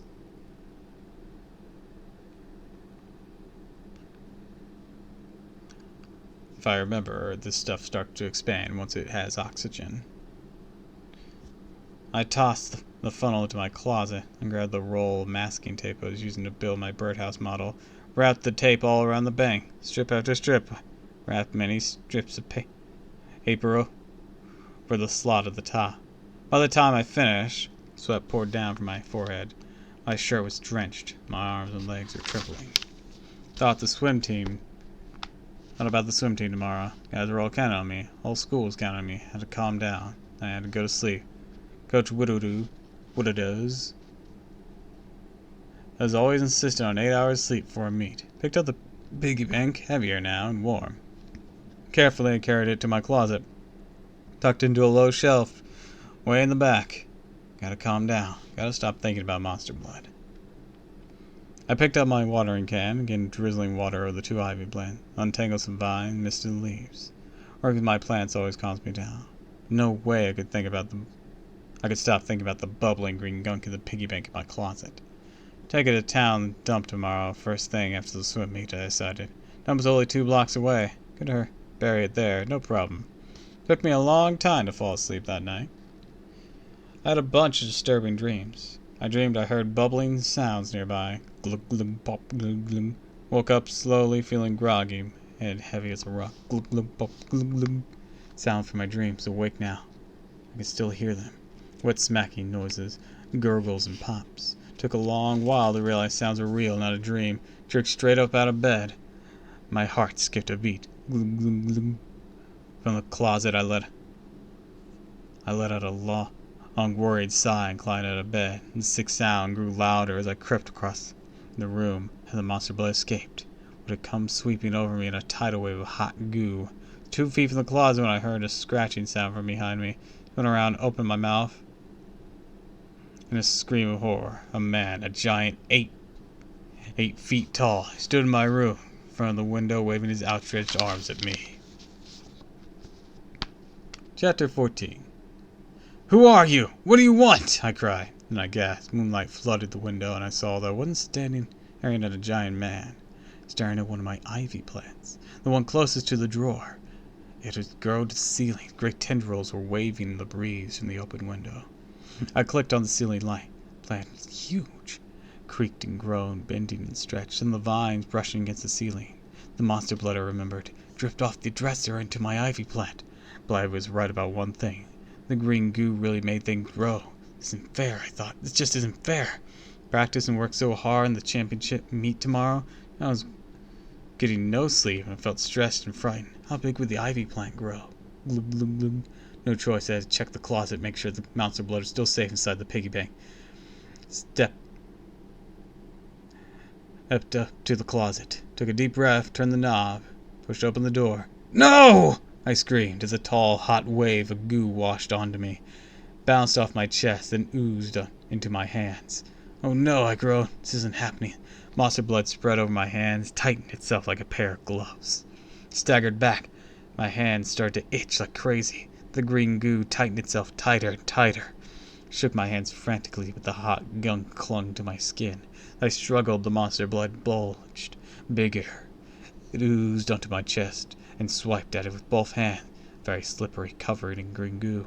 Couldn't grab a hold. The hot, syrupy monster blood wrapped itself around my chest, tighter, like a warm, tight sweater. I grasped for breath. I squirmed and struggled. I dropped to the rug and tried to roll it off, but it clung tightly to me. And I climbed higher over my body, or clung tightly to me and climbed higher over my body, spreading so fast. Now I could feel the sticky, warm ooze spreading onto my neck, tightening around my throat, like fingers trying to strangle me. My breath came out a loud wheeze. I tugged at it, twisted and bit my body. Tried to pry the goo through the thick green blanket of... tried to pry my fingers through the thick green blanket of goo. Hard to breathe. It's choking me. The sickening smell poured into my nose. The gunk tickled my chin, raising fast. Was it heading for my mouth? I shut my mouth tight and gritted my teeth. Can't breathe. It's burning me, choking me. Chapter 15. The green goo bubbled and popped as it spread over me. The putrid aroma swept over my face. I struggled not to gag. Desperately, I clawed at the goo over my chest and tried desperately to dig my fingers into it. To pull. Pull! Yes! Plugged my fingers through the thick, wet goo, grabbed hold, gave a hard tug. Yes! Loud popping sounds. I stretched it off my chest, balled the sticky goo between my hands, and tugged harder. Monster blood stretched like elastic and snapped up my body and off my body into my hands. Kept rolling into a tight ball, tugging it off and rolling it. Clamped the gunk between my hands, pressing it tighter and tighter until the shape of a basketball. Now what? Still gasping for air as my heart jackhammer. The monster blood was off my body. Could still feel its sticky warmth. Could I still smell on my itching skin? It bubbled and popped between my hands, and and I staggered into the closet, found a small duffel bag on the floor, jammed it into the bag, zipped the bag shut, slammed the closet door, collapsed into my bed. I stumbled to breakfast the next morning. My eyes were red and burning. My head felt heavy as a rock. My whole body ached. I swept into the kitchen and groaned.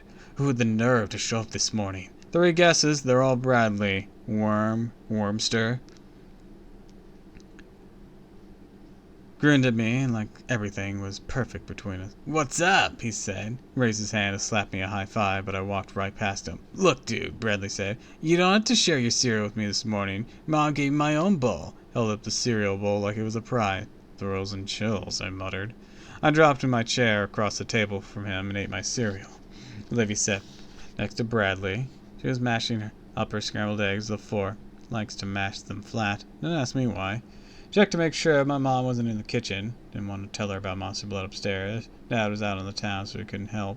I knew Mom would totally panic. "Oh, no, you don't tell Bradley about this. He doesn't know shit, and all you're gonna do is he's gonna break into your room and eat it."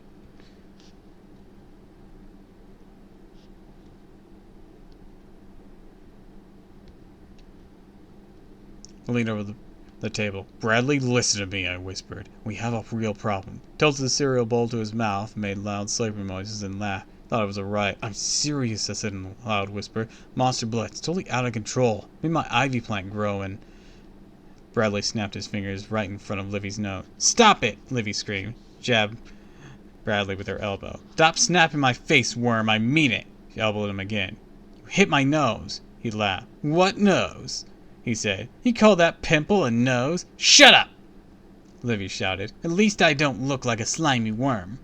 Bradley snapped his fingers in her face again. "Bradley, listen to me."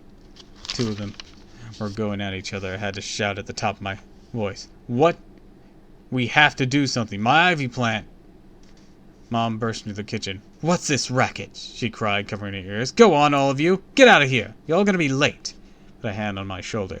"Dad's so sorry to miss your swim meet this afternoon. Try my best to be there," she said, patting me. "So proud of you, Matt."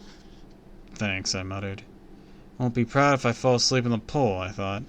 For a moment, I felt like telling her everything. Telling her about my birdhouse project, about how Bradley almost got me kicked out of school, about how I had to fight the monster blood, how I was still upstairs in my closet, throbbing and bubbling. Would you believe any of it? Bradley and Livy had already headed out to the front door. Wasn't time to tell it all to her. Besides, what could Mom say? How could she help me now? I had to find a way to deal with it. Stuck my head out of the front door. "I'll be right there," I shouted at Livy and Bradley. Hurried up the stairs to my room. I had to check the monster blood one more time. Make sure it hadn't burst out of the duffel bag.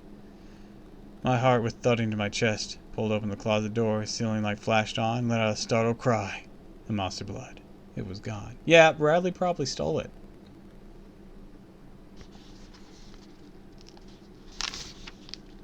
Dropped to my knees and stared at the bottom shelf. Stared at the empty space where I had placed my duffel bag. Yeah, he probably stole it. Because he was probably stealing some of your other stuff. Because he's an awful person.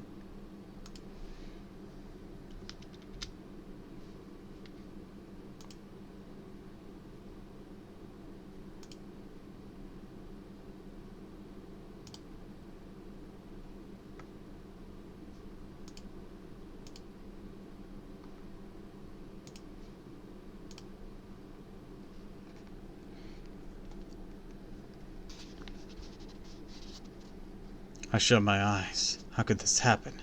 How could it disappear? Bradley. That's the easy answer. Finally, I climbed to my feet. Didn't want to be late on the day of the swim meet. Shut the closet door behind me. A giant ivy plant cast a large, quivering shadow over my bed. Leaves were as thick as my hand. The vines were as thick as my arms. Deal with it later, I told myself. Get yourself to school. Concentrate on the swim meet. Shut this out of your mind. Forced my legs to move. Found Livy waiting for me at the curb. Bradley was already jogging down the street on his way to school. Livy flashed me a devilish smile, grabbed my arm, and pulled me close to whisper, "Matt, know what I did?" "What?" I stared at her. "What are you talking about?" She pulled me to the corner. Her grin hadn't faded. "Snuck to your room last night. she said. Took that duffel bag out of the closet.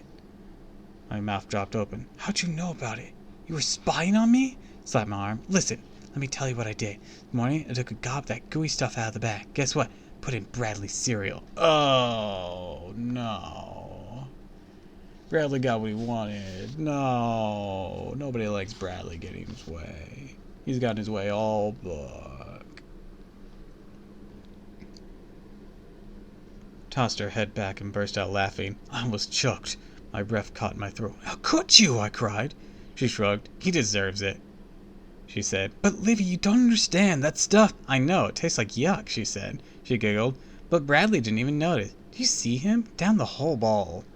Went skipping across the street to her school. Watched her meet up with 3 or 4 other girls. They're all talking at once. Wonder if Livy would tell them about the really awesome joke she pulled. Some joke.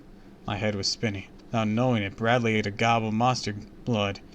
Had Livy poisoned Bradley? Is he going to be horribly sick or worse? Please worse. That'd be awesome. But I know how monster blood works. He's going to grow. And he's going to be an asshole. He's already an asshole, so he's just going to grow. I pictured the ivy plant spreading its enormous vines and leaves over my room. With Bradley already ballooning up to a giant? Well, that took some time. Gulped down a deep breath of warm morning air. Took off racing to school. Kitty and Jake, my buddies on the swim team, called to me from the corner, gave me a quick wave, lowered my head, and kept running. I gave them a quick wave, lowered my head, and kept running.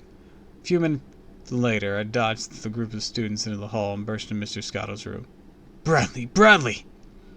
My eyes darted frantically around the room, spotted Bradley and leaning over to open his backpack. Raised his head when he heard me shouting his name.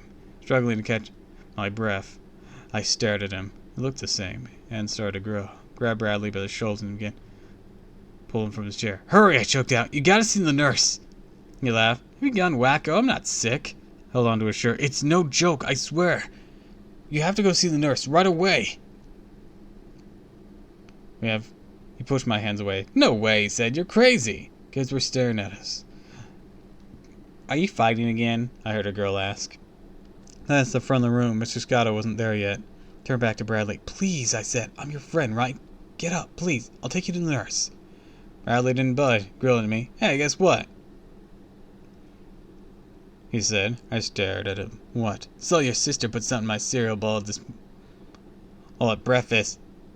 Bradley said. Know what I did? Switch bowls with you. Matt. Ha ha! You ate my cereal. Oh. Well. This is going to be a predicament.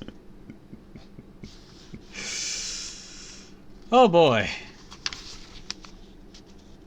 Ever been to one of those amusement park rides? Chapter 17, by the way. Have you ever been to one of those amusement park rides that whirls around and around? The floor drops from beneath you and you're left spinning in midair? That's how I felt. The whole room spun. The floor tilted up and then down. Bradley snickered. Matt, you okay? I didn't answer. Felt weak, dizzy. Reeled away dropped to my seat. Gazed down at my hands and feet. Was I growing? No. Everything was still the same. I pictured my ivy plant. My head going to stretch to the ceiling in a few minutes. That green goo could have told me into a total freak in front of the whole classroom. Mr. Scotto stepped into the room. He moved to the chalkboard and began talking, pointing to a map he had drawn in yellow chalk. What was he talking about? I don't know. I couldn't concentrate on anything. He said. Hear the bubble and pop of the moss blood as oozed over my dresser last night. Grabbed my stomach. Was that sick bubbling sound going to start coming from inside me? I burped. Did that mean it was starting? Back my neck itched. Is it because of the monster blood oozing through my system? I think it's just panic.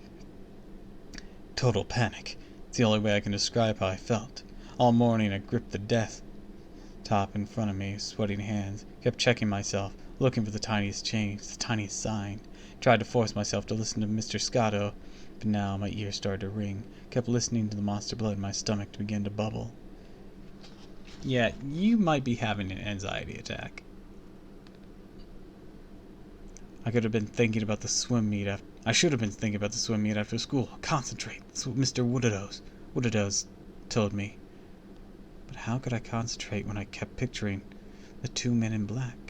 I remember their warning about how dangerous the monster blood was. Really dangerous, and I bit a big glob of it, thanks to my adorable sister.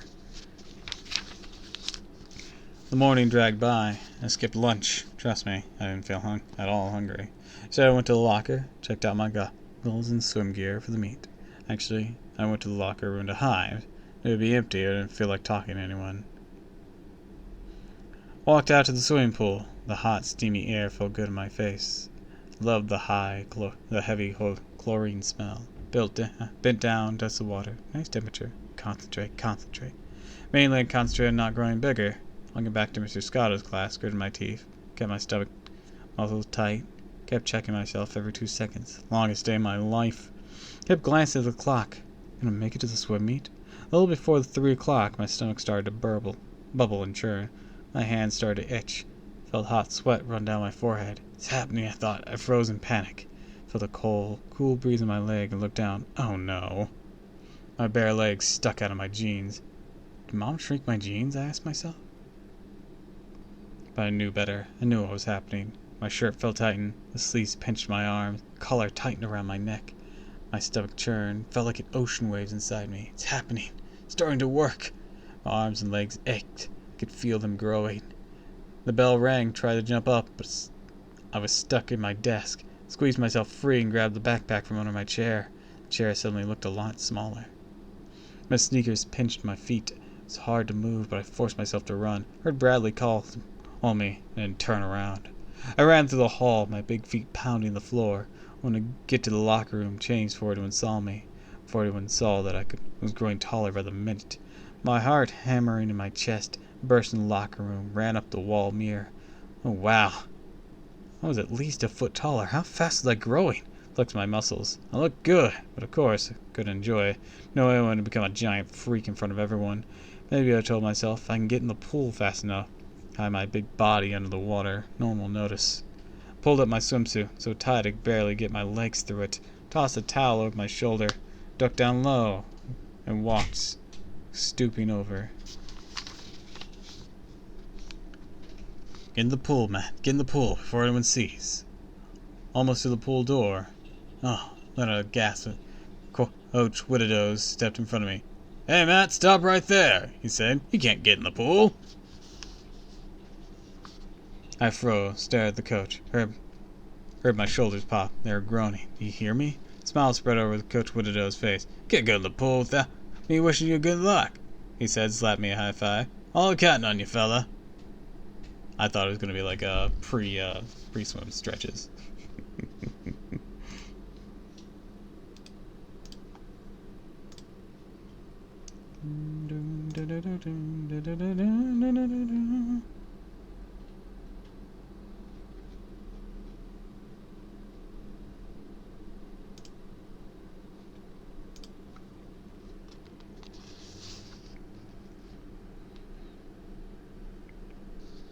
He was a sigh of relief.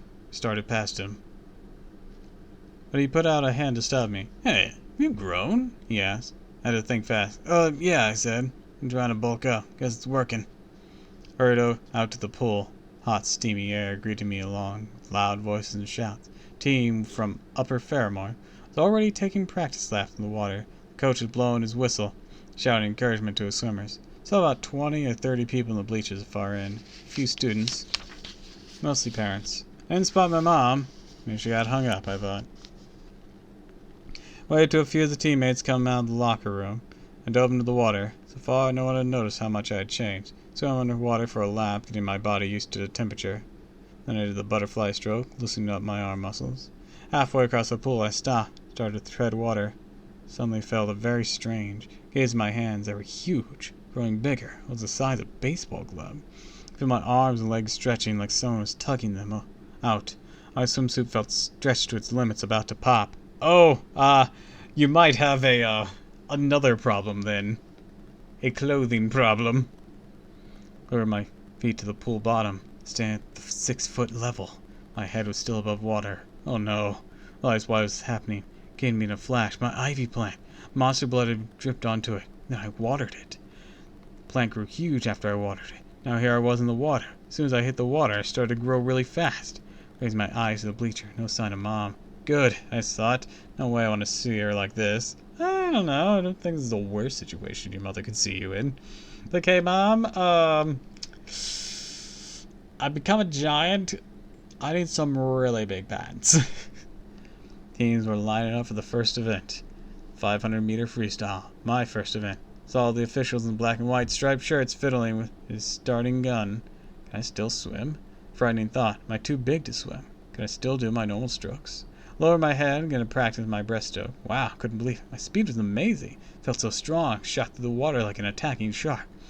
No human can swim this fast, I told myself. The pool suddenly appeared so tiny, I realized I could swim the length of the pool in 4 or 5 strokes. No way I could lose. I had to break every middle school swim record in history. As long as no one sees this. No one sees that I'm suddenly 8 feet tall. No time to worry about that. I floated in place between my teammates, Jake and Kenny. Bent my knees, hunched really low. Flashed each other's thumbs up, and we lowered our heads, got into position. Starting gun roared, echoing off the tile walls. The race began. And the race is over.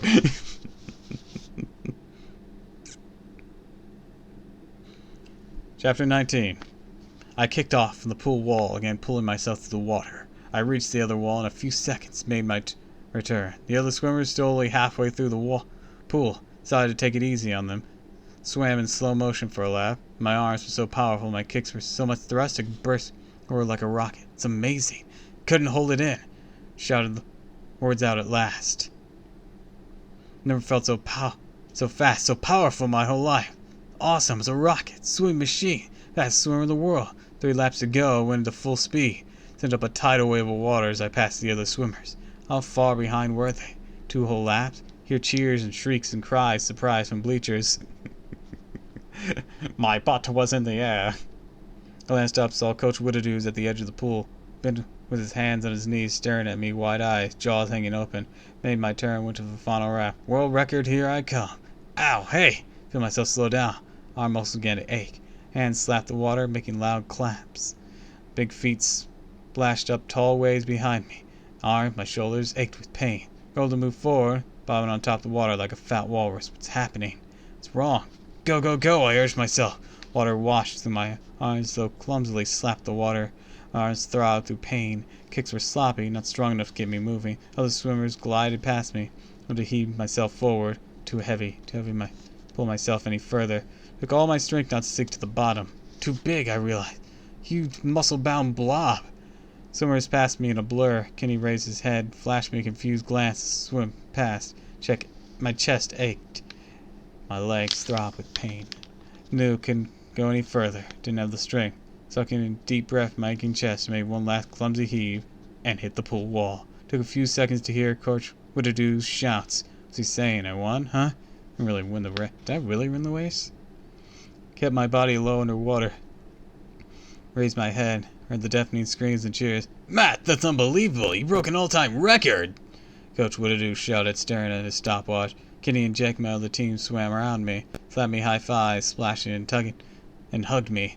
Acted like total nuts. Cameras flashed, screams and cheers went on and on. Shot my fist high above my head, let out a victory cry. Winning a swim match never felt this good. My happiness lasted another few seconds, and I felt cold dreads sweep down over my body. Cheers faded from my ears. My teammates become a noisy blur. Judge is blowing the whistle, trying to clear the pool for the next event. My big problem. How do I get out of the pool without letting everyone see I'm 8 or 9 feet tall? Find out now, I thought everyone would see me. Then I'm a giant freak, a monster. Come on, Matt, Kenny yelled as he headed for the locker room. Let's go, buddy! Coach Whittadoos, who smiled. I'll be right there, waved them both. Need to loosen up my muscles. Got a small cramp. Pool emptied out quickly. Residents of the next event started to lower themselves into the water. Had to move, had to get out. But how? An idea. A desperate idea. Ran away from the crowd. Kept to the side of the pool. Started walking to the deep end. Knew the pool's only 8 feet deep. Problem was, I was taller than that. Walked to the deep end, glanced all around. No one was watching me. All had their eyes on the new swimmers. Climbed out, dove behind the bleachers. Stood there dripping with water, listening to startled shouts. No one saw me. Or 4 startled shouts. Okay, I can do this, told myself. Slipped out the back door, made my way along the empty hall that led to the locker room. Could see the red locker room door just ahead. Only a few feet to go. Zip! My tiny swimsuit ripped and flew off. I backed against the wall, totally naked. Red room, seen a mile away, then I heard voices, girls' voices in the hall coming my way. Avert your eyes!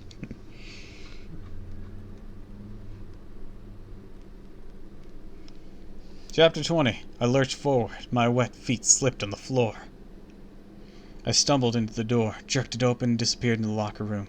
Lights were off. Gray evening light flittered in from the high window on the far wall. Locker room was empty. No one was at the pool. Made my way through the long row of lockers. Found a locker at the end. Had to bend way down to the combination lock. Hard to see the dial in the dim gray light. I was alert to every sound. Water dripped in the shower room. Tree branch tapped the window above my head. Kids were cheering another victory at the pool. I opened the locker, snatched out my clothes, raised my boxers, and too small. They wouldn't fit around one leg. Trembling, still dripping with water, held up my jeans and t-shirt. They looked like doll clothes. How could I get home? I asked myself out loud. The world seemed to hang in the damp locker room air. The words seemed to hang in the damp locker room air. I'm totally naked. How can I get home? My eyes landed on a stack of towels on a bench outside the shower room. Picked up 2 of them, tied them together, and wrapped them around my waist. Okay, at least I'm covered. I still can't walk home like this. My mind raced. It felt so heavy and slow, as if I was still in the water. Stepped up to the mirror, too tall to see my head without bending down. I was still growing. Thought sent a shiver down my spine. Then I had an idea. Something scientific. Brain amazes me. Okay, this idea was desperate, maybe crazy, but once again I pictured my ivy plant. Pretty sure it was water that made monster blood work. When I watered the plant, started to grow. Then jumped in the pool, my body started to stretch like crazy. What if I dried myself out? Maybe if I shrink, maybe I can dry myself back to normal size. My heart started to thud with excitement and hope. This could work. Really could. Someone told me there was a hairdryer in the girls' locker room. Folded the towels around my waist, made sure it looked good and tight. Poked my head out in the hall. Heard shouts and cheers in the pool. No one was in the hall. My huge bare feet slapped on the floor as I darted the girls' locker room. Carefully, I pulled the door open a crack and peeked in. Anyone in here? I called. Tried to whisper, but my big new voice boomed. Silence. No reply. Yes! I crept in the long, dark room. First thought, and smell sweaty and rank like the boys' locker room. Lockers were all shut. Room was neat and uncluttered, except for the blue backpack resting under one bench and a pair of red and white sneakers next to a trash can. Wow, I never thought I'd be in here. I kept glancing around. What would I say if someone caught me? I hurried to the dressing room in the back. It had a row of sinks and a mirror that covered the wall. I saw 2 hair dryers hanging above the sinks. My hands trembled as I pulled one off its hook. Checked to make sure it was plugged in, then I clicked it. Hairdryer whirred to life. Felt the air grow hotter as it shot out the nozzle. Would it work? Was I a genius, or had I totally lost my mind?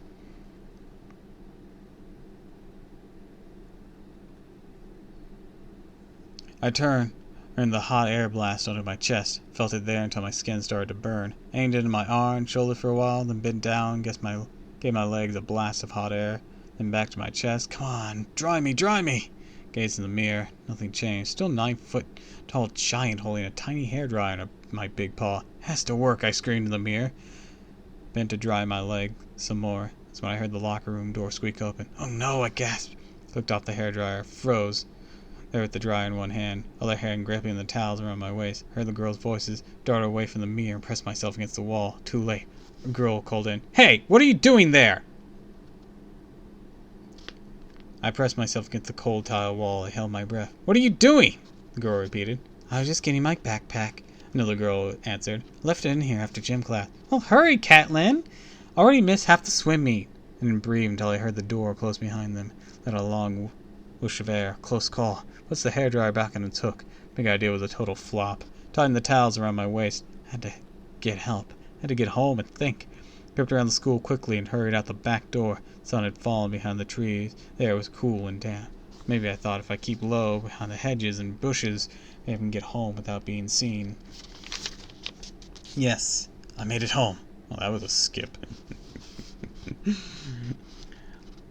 I crept up to the kitchen door and peered through the window. No sign of Mom. I pushed open the door and jumped inside.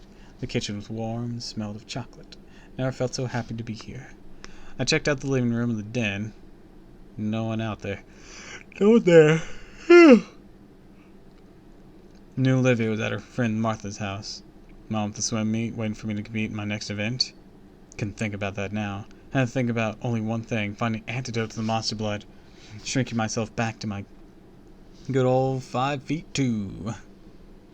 House looked so small, I knew it wouldn't even fit at the kitchen table.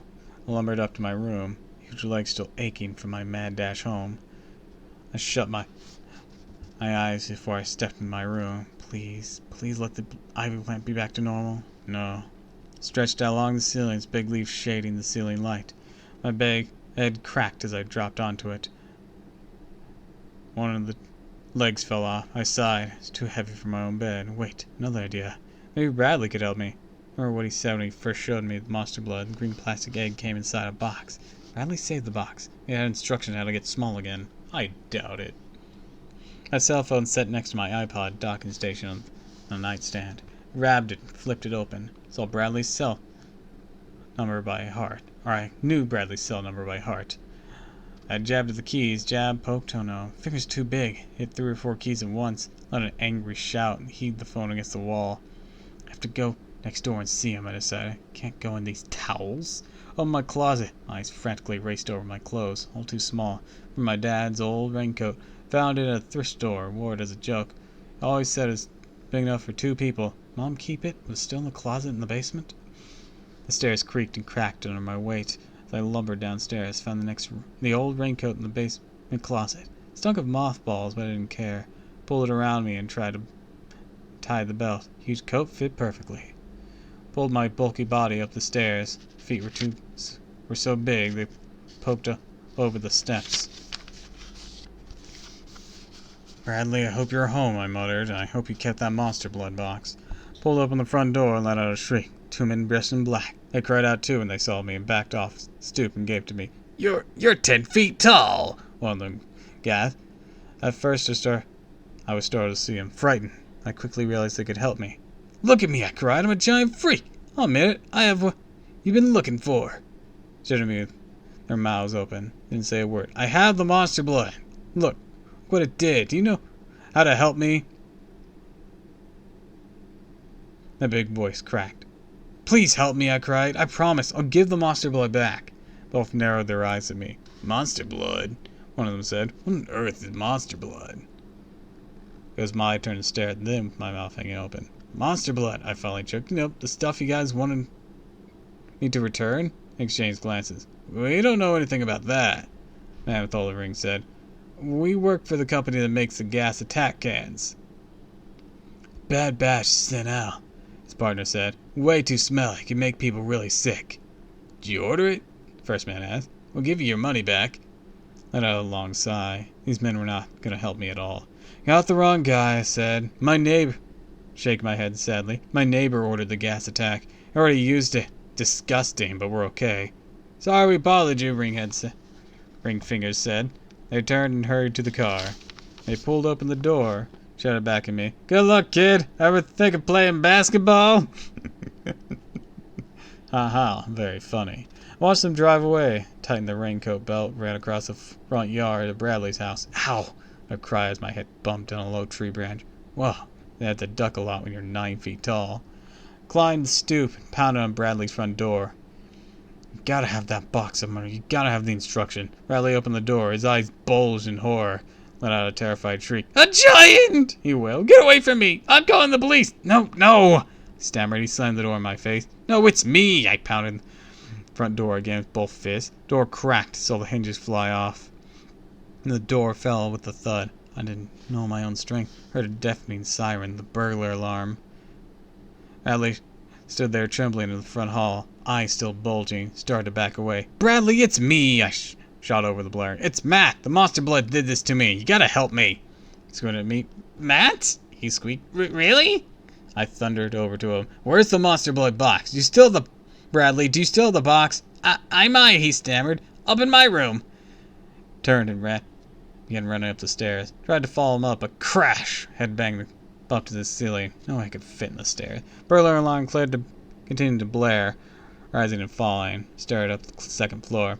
Have it? Can you find it? Heard other sirens outside, out on the street. The police must be responding to the burglar alarm. Frozen panic. Bradley, hurry! I screamed. Couldn't let the police see me like this. Why not? I accidentally knocked the door down.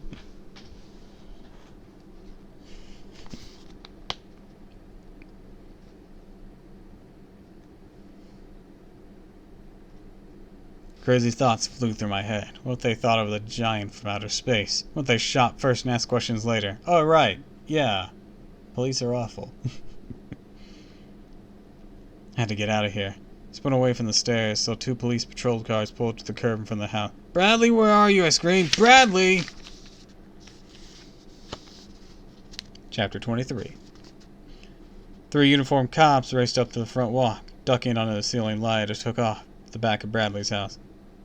Police officers! Deep voice shouted from the burst-in door. They see me? He opened the kitchen door and crept across the black yard towards my house. Halfway there, I heard footsteps, heavy breathing. A shadow came from behind me on the grass. The police? No. Spun around to face it. Hey, Bradley, it's you! I've got the box. Bradley whispered. Held it up to me. Green blocks, monster blood, and dripping red letter. Come on, hurry, I said. Ran to the kitchen. Pulled it open and ducked my head to go inside. Huh? Wait, I froze in surprise. Didn't have to duck. In the doorway. Grabbed the door, held it tight. Something was pulling me down. Something invisible. Tightened me, holding me back. Pressed me down, flattening me. Whole body ached. It felt like groan after groan. Gasped when I realized I was shrinking. Watched my big hands grow smaller. Arms pulled in. The floor seemed to rise up and I was shrinking, folding, dropping. Seconds I could just be a few inches taller than Bradley. Still shrinking, sinking into the huge raincoat, disappearing. This is shrinking too fast, shrinking too far. A few seconds to be size of a bug, then gone. Help me! Help me! I screamed. Tried to pull myself up. Tried to stand tall. Tried to stretch myself out. Couldn't fight the wave pulling me down. Hit the sides of the door. Fight over the panic that swept over me.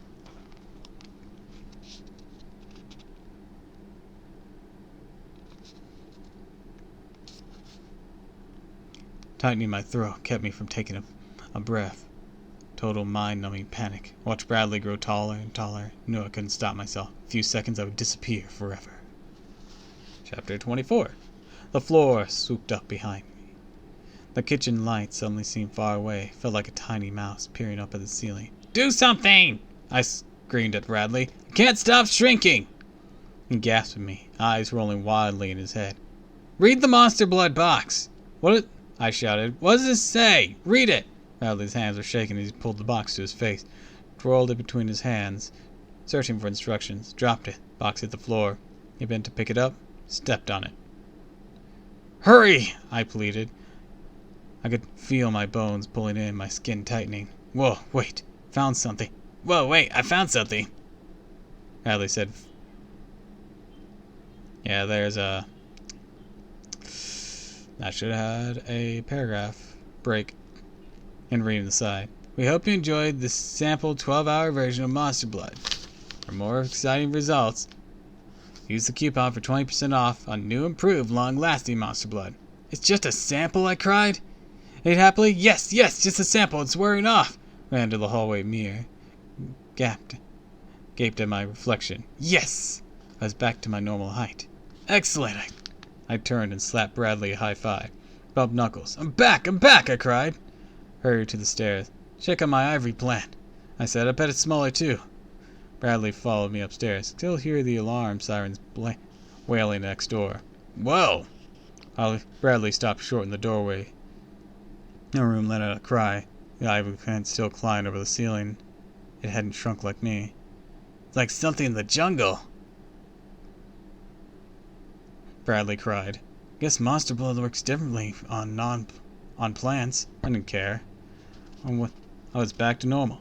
Returned to the kitchen. Mom came bursting in. Oh, thank goodness, you're both safe, she cried. There was a robbery next door. Robbers broke down the front door. They didn't take anything. I know, I said. I went next door, Mom, and... To help Bradley? Mom cried. You risked your life to help Bradley? Matt, that's so wonderful of you. She wrapped me in a hug. Should I tell her the truth? Should I tell her what really happened? No, she'd never believe it. Now in my room, I cut back the leaves of my ivy plant so I can get back to my work table. Felt great. Felt better than ever. Back to normal. Set the world record for 500-meter freestyle. I want to win Mr. Scotto's science fair. Can fit in the sides of my birdhouse together. I had the computer wiring ready to install. I knew I could build the winning project. No way Bradley could build one as good as mine. Yeah, but he might steal yours. Or your ivy. Also, there's still monster blood in your house. Maybe dispose of it, even if it's inactive, just in case. Chapter 25. The next morning, Mom drove me to school with my science project, carried it carefully between my hands in the gym. Dozens of kids were already there. The long tables had been set up under one basketball net. The big room was quiet. Kids were busy setting other projects. I carried the birdhouse down the first aisle, looking for a place to put it down. Stopped next to Sean Deere, a brainy girl in our class I liked a lot. She was attaching a water hose to the back of a tall plastic box. I had to ask, Sean, what is it? Didn't look up, concentrated on the hose. Waterfall that flows up, she said, trying to prove gravity doesn't exist. Well, cool, I said, moving down the table. Another kid was slipping batteries into a complicated metal contraption. Looks like an insect with a dozen legs. It's a self-destruction machine, he told me. When I turn it on, it totally destroys itself. Awesome, I said. Can't wait to tell the contestants I built a bomb. Still thought my birdhouse had a good chance of winning. It was simple and useful. Really worked. Set it up at the end of the table, checked the computer functions. Showed it off to Mr. Scotto. I wanted everything to work without a glitch. A short while later, Mr. Scotto came down the aisle, studied each project, made notes on the long clipboard. Besides the end of the table, he saw my birdhouse laugh. Definitely impressed by the temperature control and built-in rain guard. Grinned when I showed off the computerized seed feeder. Matt, you've taken Bradley's idea to a new level, he said. Great imagination. Computer programming is brilliant. Thank you, I said. I could feel my heart start to race. I was excited. I had to give a few projects a second look, he whispered. I need to see Bradley's birdhouse. I think yours is the winner. Moved back to the aisle, wanted to cheer and jump down in triumph. I knew I had to wait for that. Gazed down the row of tables. Well, wait. Where was Bradley? He might have stolen your ivy. I don't believe it, I muttered. Bradley hadn't even shown up. Guess he couldn't get his birdhouse to work. Maybe realized he couldn't win with a stolen idea. I think he stole your ivy. Saw Mr. Scotto striding back down the row towards me. Big smile on his face, carried a silver trophy in his hand. It was about time to make the big announcement. Matt, he said. And then gym doors burst open. I saw a giant tree crash to the door. No, not a tree. It took me a few seconds to recognize my huge ivy plant. Its tendrils stretched out like tree branches. Huge leaves bobbed and shook like ship sails. Bradley dropped the pot to the floor. Stepped out from behind the monster plant. Ta-da! He said. Mr. Scotto had made this plant grow big by using ultraviolet laser light beams. What a liar. 1, that's a stolen object. 2, that's not how that was done.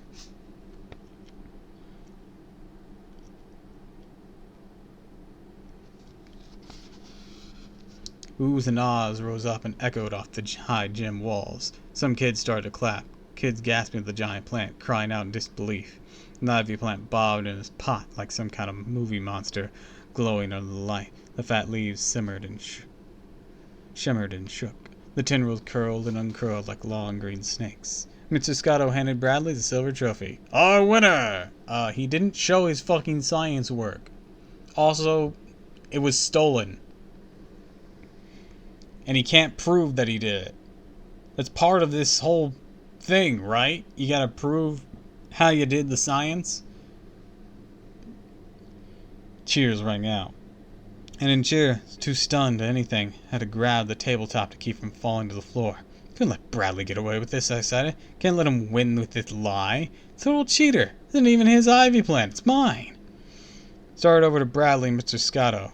And to tell Mr. Scotto the truth about Bradley's project. Had to stop this. Halfway across the gym, I looked down. Saw one of the long snake-like tendrils curl around Bradley's ankle. Bradley was waving the trophy over his head, joining the cheer and applause. Didn't seem to notice. Another long tendril stretched, wrapped itself around Bradley's knee. Bradley held the trophy in front of him, posed for a picture. Camera flashed. Bradley grinned even wider. Watched a thick tendril wrap itself around Bradley's waist. Another one curled around his thigh. Bradley was in major trouble and had no idea. Would he ever escape? I said I'd better hurry. I pushed past the crowd out of newspaper photographers, shook Bradley's hand. Congratulations, I said. You deserve it, Bradley. You really do. So, my guess here for this little cliffhanger, because that is the end of that story, is that it became somewhat sentient with the monster blood and remembered Matt always complaining about Bradley and Bradley's misbehavior in general.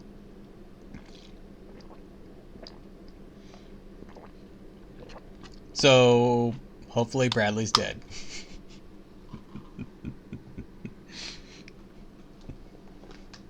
We'll see as we enter HorrorLand. The story so far. After his battle with Monster Blood, Matt was thrilled to receive a surprise invitation to HorrorLand theme park. One of the horrors even gave him a special key card that helped him win every game. Matt's luck was improving fast, or so he thought. Matt soon met Billy and Shauna Deep. They found a cafe where they saw their missing friends Brittany and Molly behind a large window. Matt used his key card to enter the mysterious cafe and gasped. Brittany and Molly were gone, and Shauna became invisible. What's next? Turn the page to join Matt in HorrorLand. Kids who know me, Matt Daniels, know that I can handle things. I mean, if you grow to 9 feet tall in under an hour, you can pretty much handle anything. Here I was, staring in the mirror at a tiny cafe in the HorrorLand and motel. 2 girls had vanished to thin air. Another girl stood right beside us, and we couldn't see her. No way. I could see I could get my head around this. I froze. I kept blinking. Couldn't make the room stop spinning. Do a lot of weird stuff at HorrorLand. Scary theme park, I told myself. Supposed to be creepy. Was turning kids invisible one of their tricks? My heart pounded. Or was it something really dangerous going on? In front of me, a big mirror on the cafe walls shimmered and bubbled, as if it were alive. I swung away from the mirror and stared at this kid I just met. Billy Deep. He and his sister had received a surprise invitation to HorrorLand, too. No, he didn't look happy about it. Billy's mouth hung open. His eyes were popped out of his head. He looked scared. The cafe stood empty. Just rows of little tables, white, blue, and white checkered tablecloths. Help me! Shauna screamed. Matt, Billy, you gotta do something! I'm invisible! I don't understand, Billy stammered. He's having a lot of trouble getting the words out. Feel my heart thudding in my chest. Struggle to think clearly. A science freak. I knew how to be a scientific answer for what was going on. Is this gonna trick me, I asked. But when we came to the cafe, I touched this mirror, Shauna said shakily. Thought I saw Brittany and Molly in it. Mirror felt weird, kind of soft and warm. So it is a trick mirror, I cried. I rushed forward and stuck out my hand. Hey! I shouted as my hand sank into the mirror. The mirror was soft and warm, kind of sticky. A hand plunged in wrist deep. I feel a thick, wicked liquid pulling my arm deeper. No way! I shouted, jerked my hand away. Billy ran up beside me and pushed his hand into the mirror. He pounded it with his fist. We both pounded. Solid glass now. It has to be a trick, I said. How can it? Be soft like wick lid 1 second and then... Forget the mirror! Shauna screamed. Do something to help me. Do you forget? I'm invisible! Gotta help me. And blame her for losing it. Suddenly had another thought. Maybe Brittany and Molly are standing here too, like Shauna, only they're invisible too. Huh? Billy squinted at me. Started to shout. Then he joined in. Molly? Brittany? Are you here? You hear us, Brittany, Molly, I said. You still in the cafe with us? Are you here? Silence. So quiet. I could hear the blood pulsing in my ears. I felt Shauna tug my arm. Hurry, she said. We have to find help. Billy and I darted out of the cafe door. I knew Shauna was right behind us. I could hear her footsteps on the tile floor. Burst out into the long hotel hall. Spiderwebs hung from the ceiling. Black and white wallpaper was covered with grinning skulls. But who cared about that fake stuff? We had a real problem to deal with. The horrors at the front desk will know what to do, Billy said. Swallowed it. He swallowed and then added in a tiny voice, I hope. Now they're just going to try and scare you again. He refused to help us before, Sheena said. This is different, I said. This time. Turned a corner and bumped into two horrors. They were orange and black uniforms, had silver badges on their capes. MPs, monster police. Read their name tags. Tall redhead one was called Benson. Chubby partner was called Clem. Clem had purple horns that curled out from his forehead. I had to run to the MPs before. A bunch of different MPs had chased me through the park, trying to take away the strange plastic room key card another horror had given me. Tucked it safely in my jean pocket. They were scary dudes this time. I was glad to see this guy. Need your help, I said, breathing hard.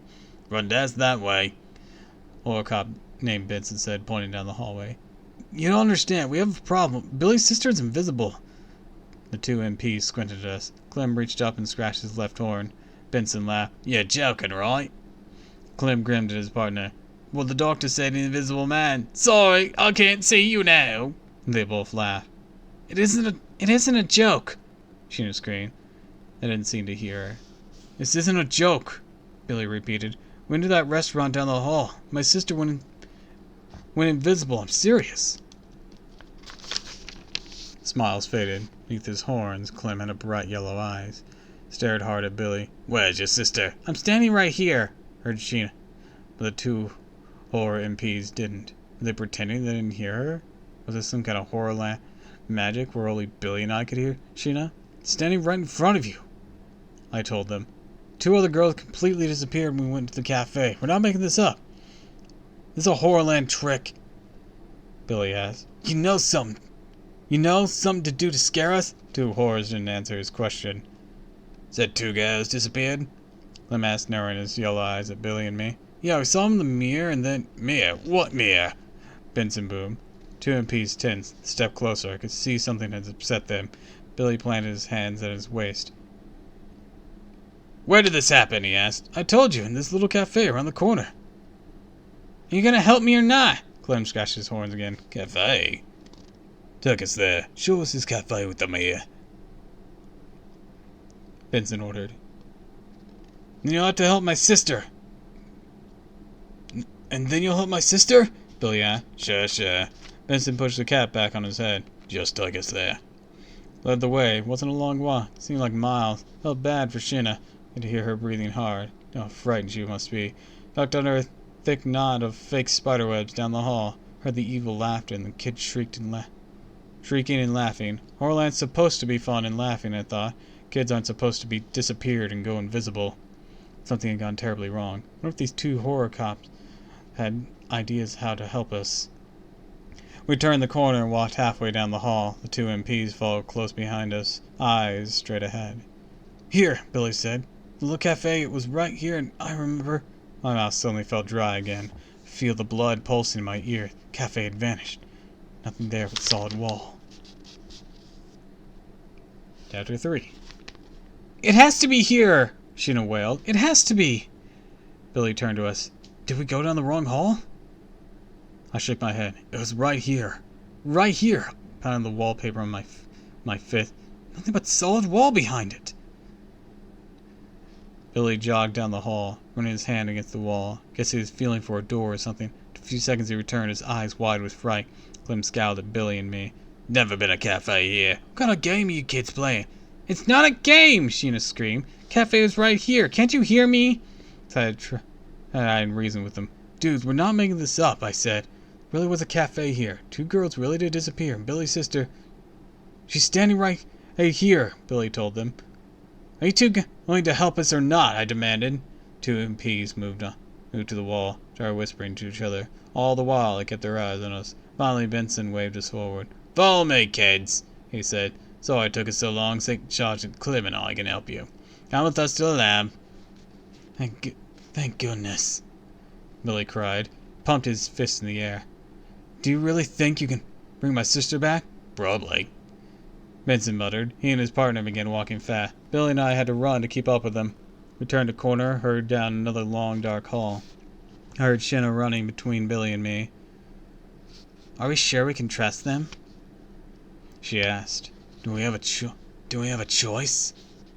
Billy led us to the end of the hall, stopped in front of the wide double doors. A sign on the wall read "Detention Center." Clem lit a green key into a slot. Doors started to open wide. "In here," he ordered, waving us through. Held back. "Why are we going in here?" I asked. "We need to detect the invisible girl," Clem said. "Can't see her here, we can make her visible again. Or we can't make her visible again." Needs to make sense. We followed them through the door. Let out a gasp, my eyes adjusted to the dim light. Huge room didn't look like a lab. Looked like a horror movie torture chamber.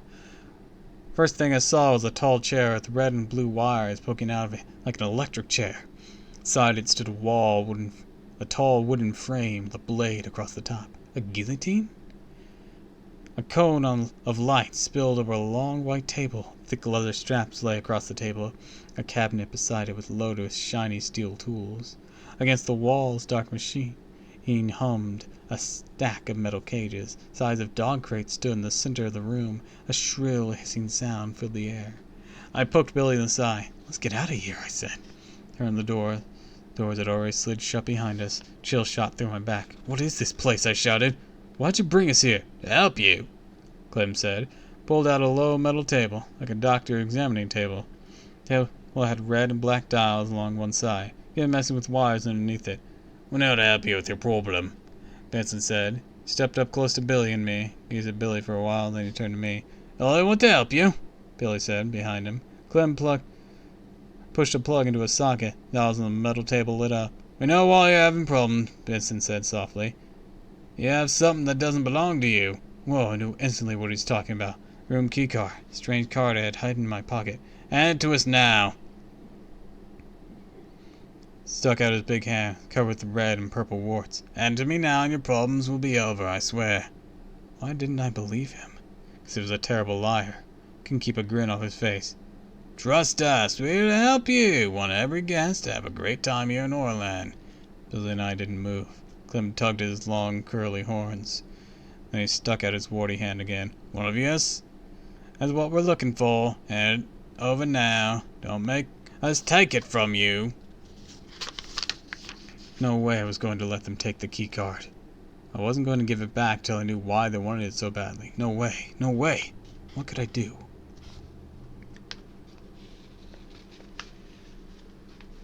Need another drink. Voice is fading.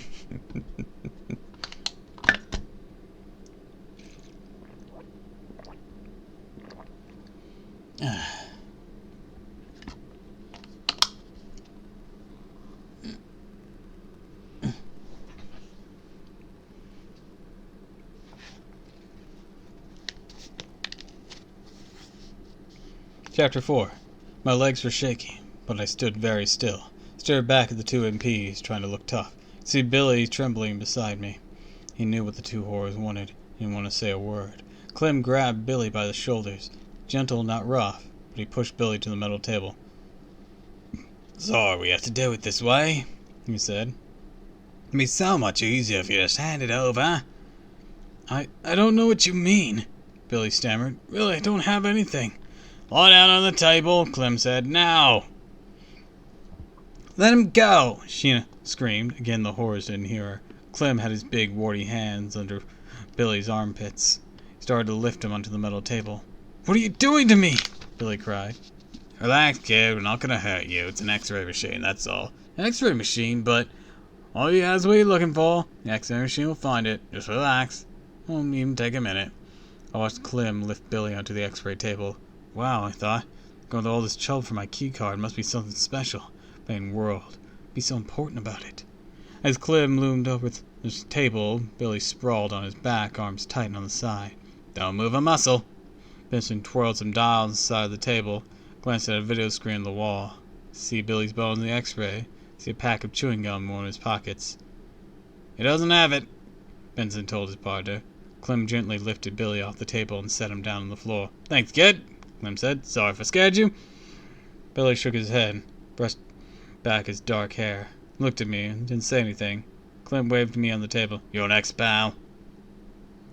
Leg was shaky, my heart was thumping like crazy. No way I would let them know I was scared. No problem, I said, and wait for them reclined onto the table. I lay flat on my back, pressed my hand against the cool metal. See the screens from here, and the two MPs were studying it. The room grew silent. Hear the hum of the machines behind me and the pop and hiss of steam across the room. This kid doesn't have it either, Vincent said. Let him up. Clem pulled me to my feet. Couldn't keep a smile off my face as I stepped beside Billy. Dudes were pretty easy to fool. Can we go? Oh, now? Billy asked. Clem raised a warty paw. Not so fast, he said. Let's talk about this mirror you think you saw. Grabbed Billy's arm and tugged. Let's go. Our shoes clattered against the hard floor as we ran towards the double door. Turned saw the two MPs take off, lumbering after us. Hey! Aye! Clem let out a cry as he stumbled over. Something toppled to the floor. Benson fell over him and hit his head to the x-ray table as he went down. Sheena laughed. I tripped him, she cried. Now maybe he believes I'm here. Two horrors went scrambling to their feet. We didn't have much time. Tried the handles of the double door. Doors wouldn't budge. Sheena, quick, I said. Give me back the key card. Maybe it'll work. Yes, that's how I fooled the x-ray machine. Flipped the key card to Sheena. She had it in her fist. It became visible, too. Now it appeared to float towards me. Grabbed it, shoved it into the slot beside the door. Great. The card worked again. Doors hummed loudly and slid open with a whoosh. Burst out of the lab and took off running down the hall. Pushed open the back door of the hotel. Left outside. Clouds covered the sky. The air felt cool and damp. Kids and families roamed over Zombie Plaza. Come on, I said, tugging Billy. We gotta lose ourselves in the crowd. But how? Billy cried. The two MPs, they're right behind us. I glanced back, running full speed after us, shouting, Stop those kids! Stop them! Forced myself to run. Thudded past a mask store, a store called It's a Howl. I ran past. Frightening howls poured out from the open doors. No place to hide. Stop those kids! The horror shouted close behind us. I turned and almost bumped into a cart full of shrunken heads. They're gonna catch us, Sheena said behind me. Should I try to trip them again? No. Oh, over there, I said. Pointed, I had an idea. Darted through the group of kids in the center of the plaza. Up ahead, I saw a long line of people waiting to get into the haunted theater. Get in line, hurry up, get in line, I cried. Stepped into the back of the line. Hoped the MPs wouldn't look for two guys standing in line for the theater. Billy and I, both gasping for breath. Line started to move forward. Look normal, I said. Don't look back. Don't look for those two horrors. But, Billy sputtered. He bumped my shoulder. Turned and saw Clem and Benson moving towards us. Their heads were lowered. Their eyes were locked on us. Okay, so every plan isn't brilliant. Never said I was perfect. We just took off running again. Across Zombie Plaza, I saw a narrow gray building with no windows. The letters on the sign above the entrance looked like it was dripping in blood. It read, Dr. Twisted Science Lab. Go, I whispered. We darted through the narrow door. Dark inside, silent and empty. I blinked hard, waiting for my eyes to adjust. We were standing in a long, narrow room with black walls. Red and green glass tubes twisted over our heads. A spotlight poured her dim light down on a narrow lab table, complete with bubbling in beakers and glowing test tubes.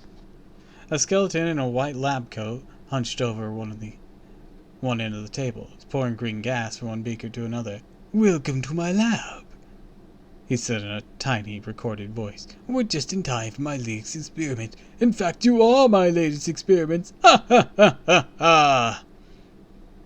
Well, we just escaped a lab like this, Sheena said, still breathing hard. Only that one was real, I said. This one's all fake. Heard voices from outside. Ducked behind the table and dropped to our knees. Took a deep breath, held it. A few seconds later, I heard hard footsteps in Clem's voice. They coming here? No, I told you. They ran to the theater, Benson answered. I shuffled away, while I was still holding my breath. Let it out slowly, then climbed to my feet.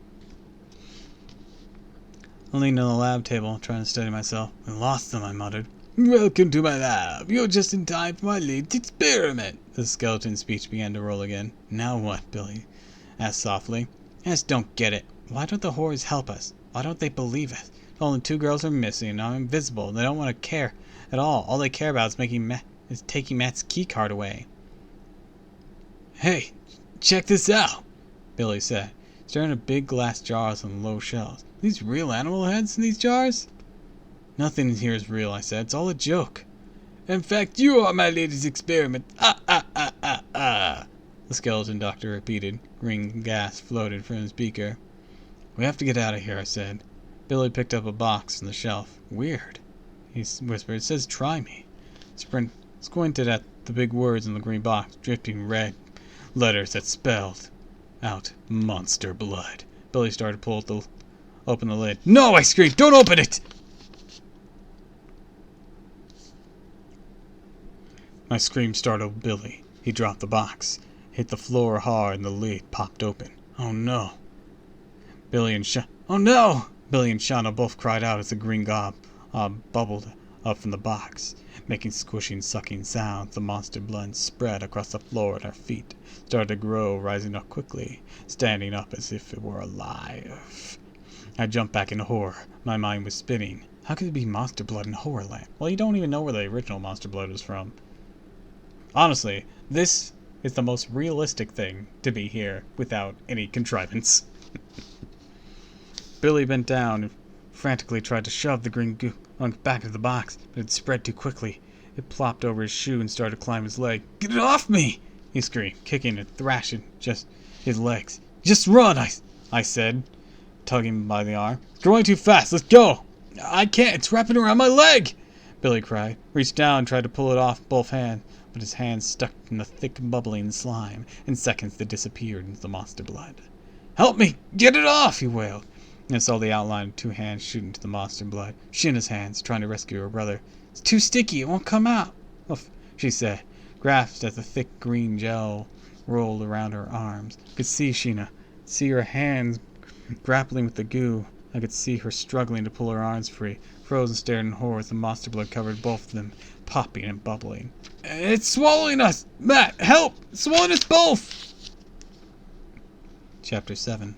How could this happen? How could monster blood follow me here? I mean, it's a product.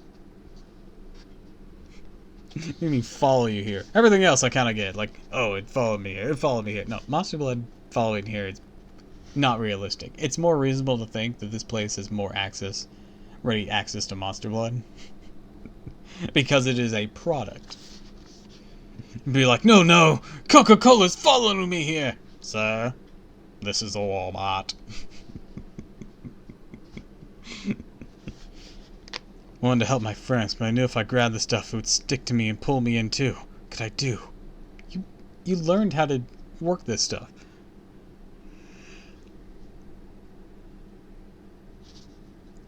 My hands tensed at my side, and watched them kicking and twisting their bodies, struggling against the fast-racing goo. My key card. My hand slid to my jean pocket. Yes, strange card helped me before. Maybe it could help us one more time. My hand shaking and struggled to slide it out of my pocket. Raised it high, aimed it in front of the card as Billy and Shauna and held it there. Nothing happened. The monster blood oozed up towards Billy's neck and shoulders. The dark eyes bulged. His mouth was wide in a silent scream of terror. See the outline of Shinna's hands and arms. She fought to untangle herself, twisting and squirming. Help us, Matt! Do something! Turned the card around, tried again. Nothing.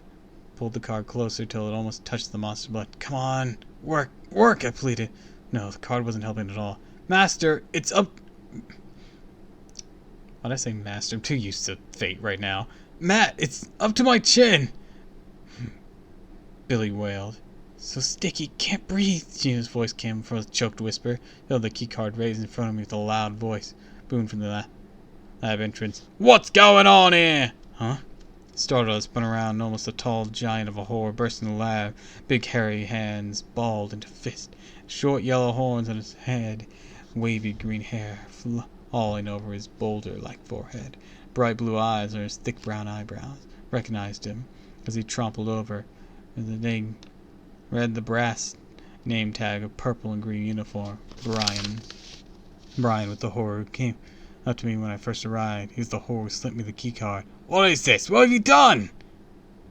He shouted, his booming deep voice. pointed at my struggling friends, Billy and Sheena, almost buried under the throbbing green mound of monster blood. Can you help them? Can you do something? I cried. Brian frowned, studied me in pulsing green goo, and turned back to me. Sorry, said softly. Better say goodbye. It's too late for them. I gasped.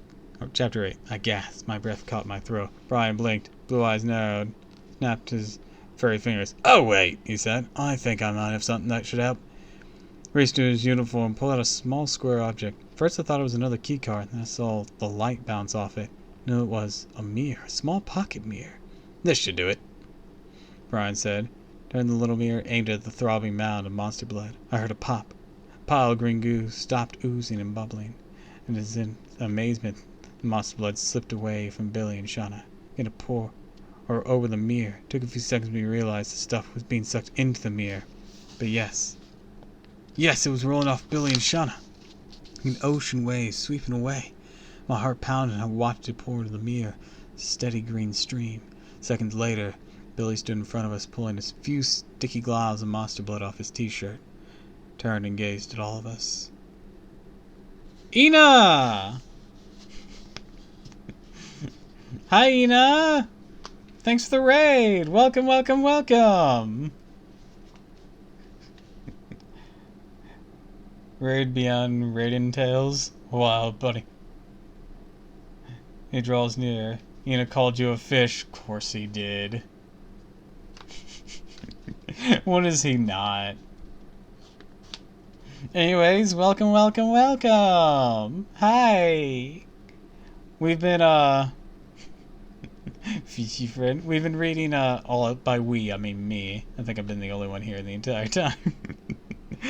I've been reading, Goosebumps, HorrorLand, Monster Blood for breakfast. I think it's almost done, too. But welcome! How'd your all's, stream go with Pokemon?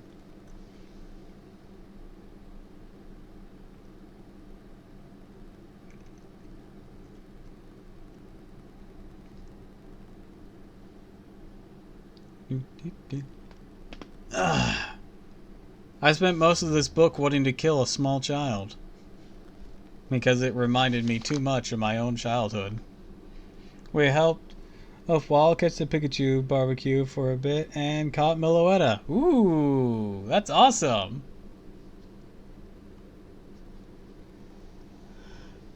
Glad to hear it.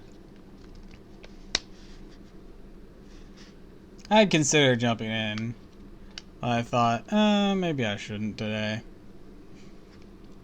But I couldn't really figure out what I wanted to do. Also, Poison Terra Dralgi seemed scary, but wasn't as bad. Yeah, that checks out.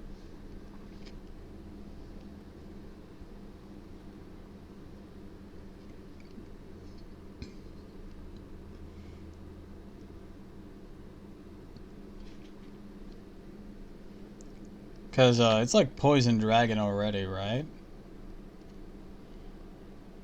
So the only thing you really have to worry about is the raid mechanics.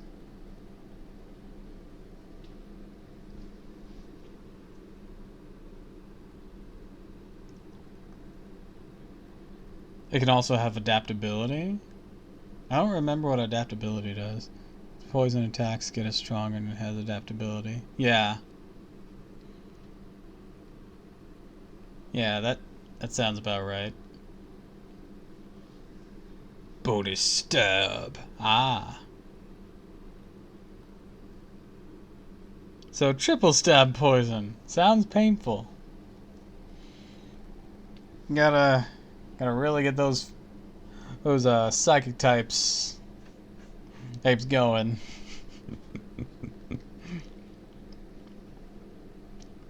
Or ground types. Or steel. Depends on what kind of moves it had outgoing. Steel would just completely nullify it, though. I had Drapion, Ina, and Wild use Steel. Gotcha. Metagross pulverized it without going Terra. Hell yeah, Metagross is awesome.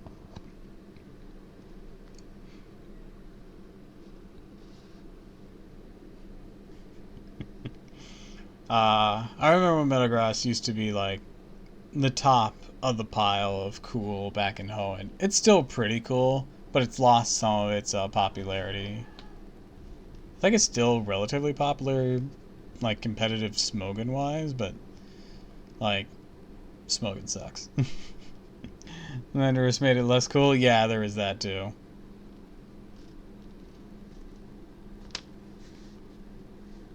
Also pulled an aqua breed Tauros for Ina and Wiles that they didn't have. Yeah, I don't have any of the alternate breeds of Paldean Taurus. I just have the standard one.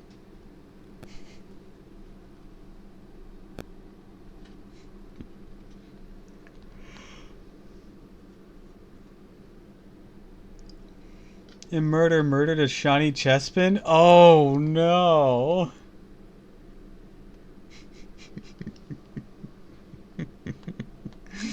Oof. Big oof.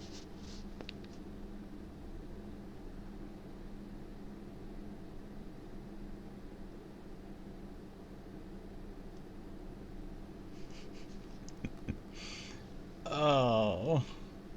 Killing a shiny. That's painful. That's painful.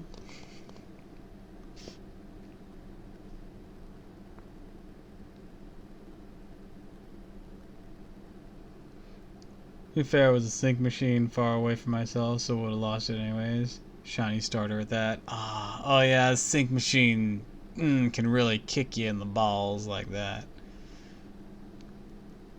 It's like, oh, you found a shiny. Full odds, no sandwiches. But guess what? You're too far from your trainer. It's gonna despawn. Get fucked.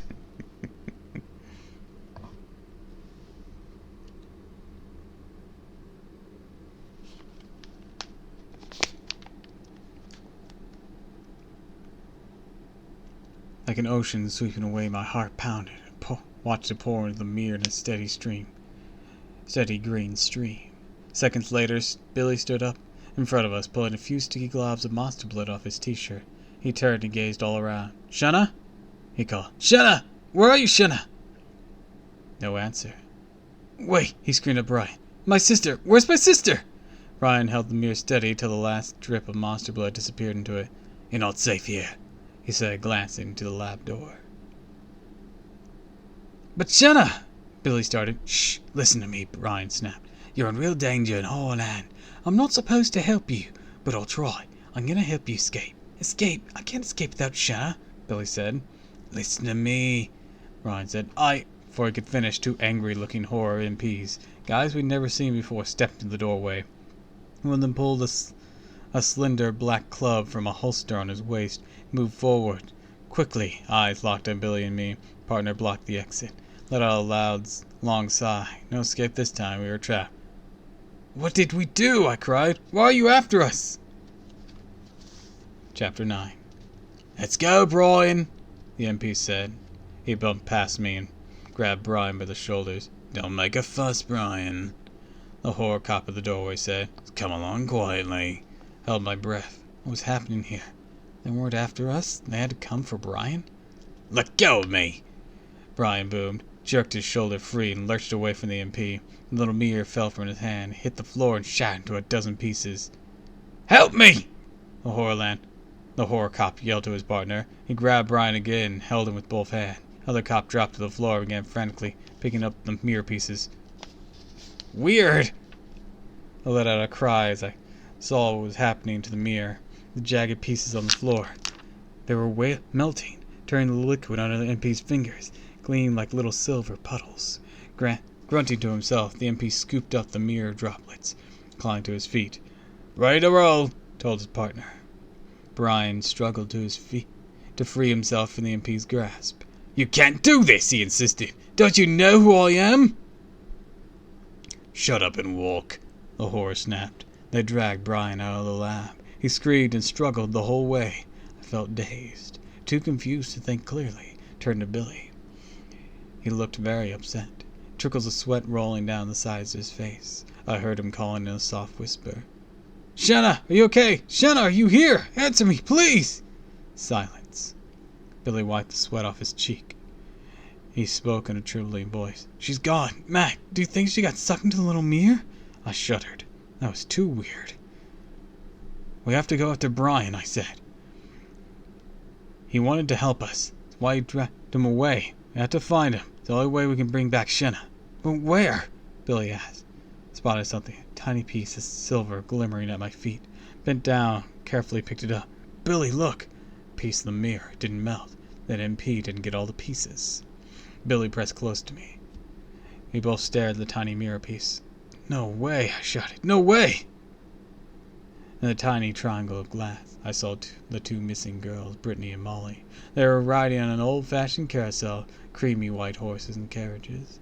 The girls sitting side by side in a carriage, slowly spinning on the ride. The carousel was covered in flames. To be continued in Goosebumps HorrorLand number 4, The Scream of the Haunted Mask.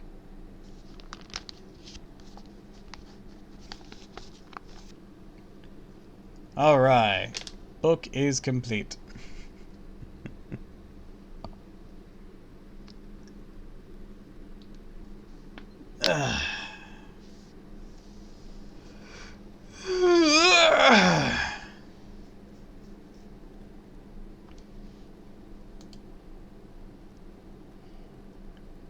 Anyways,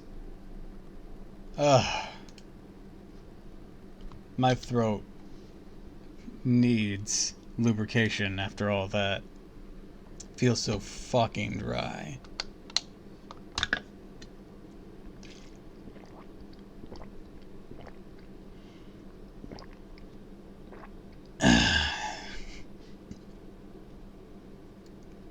What? What's so whoa?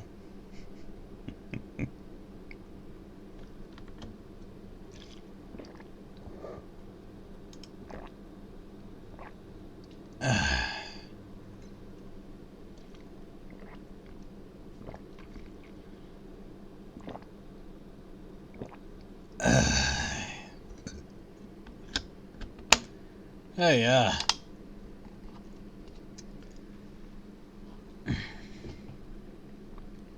alright. I said whoa because of what you said.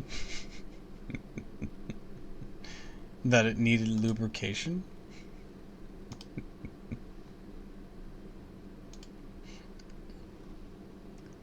I should drink tea more often. Tea and honey. It would probably help.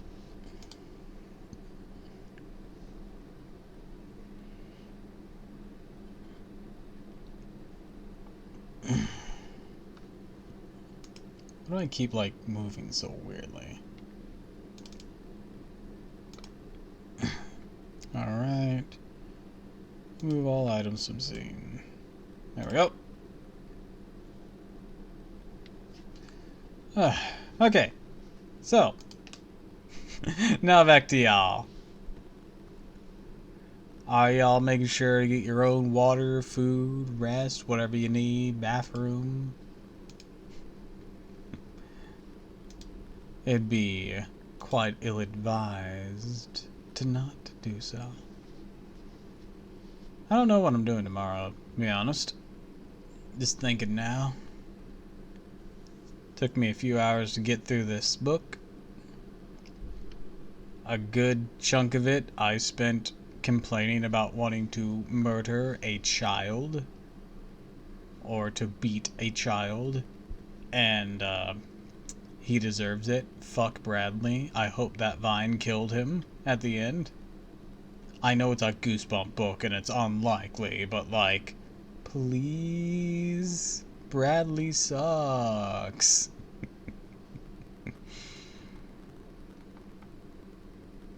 Hey. Now I just have to decide what I'm doing tomorrow. It's like, I could do more Fate tomorrow. Maybe I should give it a little bit of a rest until summer gets here. You know, pause Avalon, focus on just grinding, and try some other stuff. I really need to improve my content too. Because, like, y'all see those, the V Shoujo audition stuff? At first I was like, I probably won't. I need to improve first, but I gave it some thought then and be like, maybe I should. But there's like a 2-minute video thing. And man,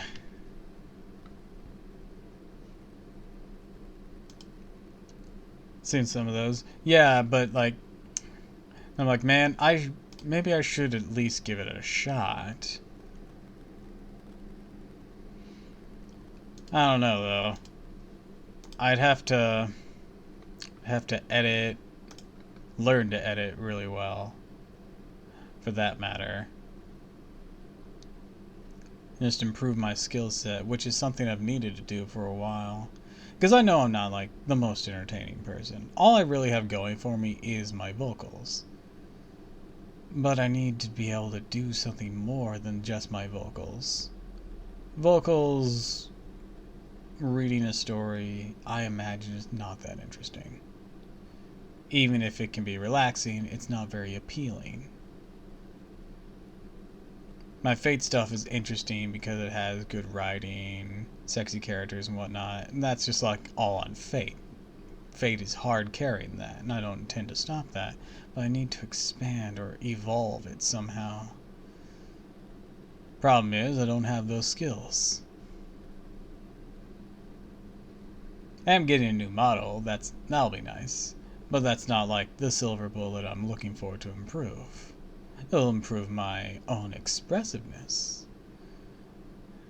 And, you know, just a lot of fun toggles. Well, that's not the same as improving my skill set.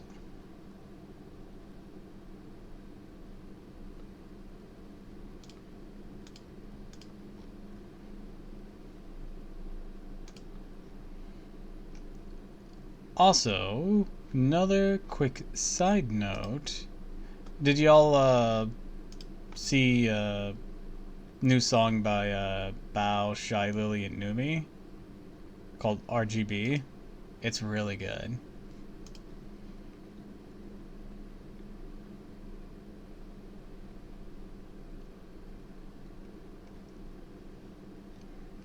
Supposedly, they've made it so that it's playable on streams and whatnot, so that'll be nice when I can figure stuff like that out, which I also need to do.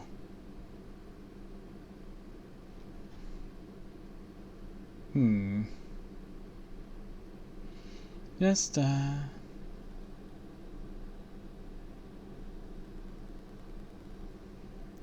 yeah, just thoughts running through my head. No, but I'll try it out. Yeah, it's really good.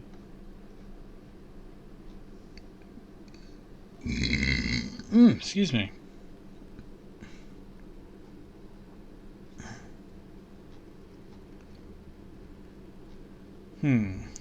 Anything else I can think of?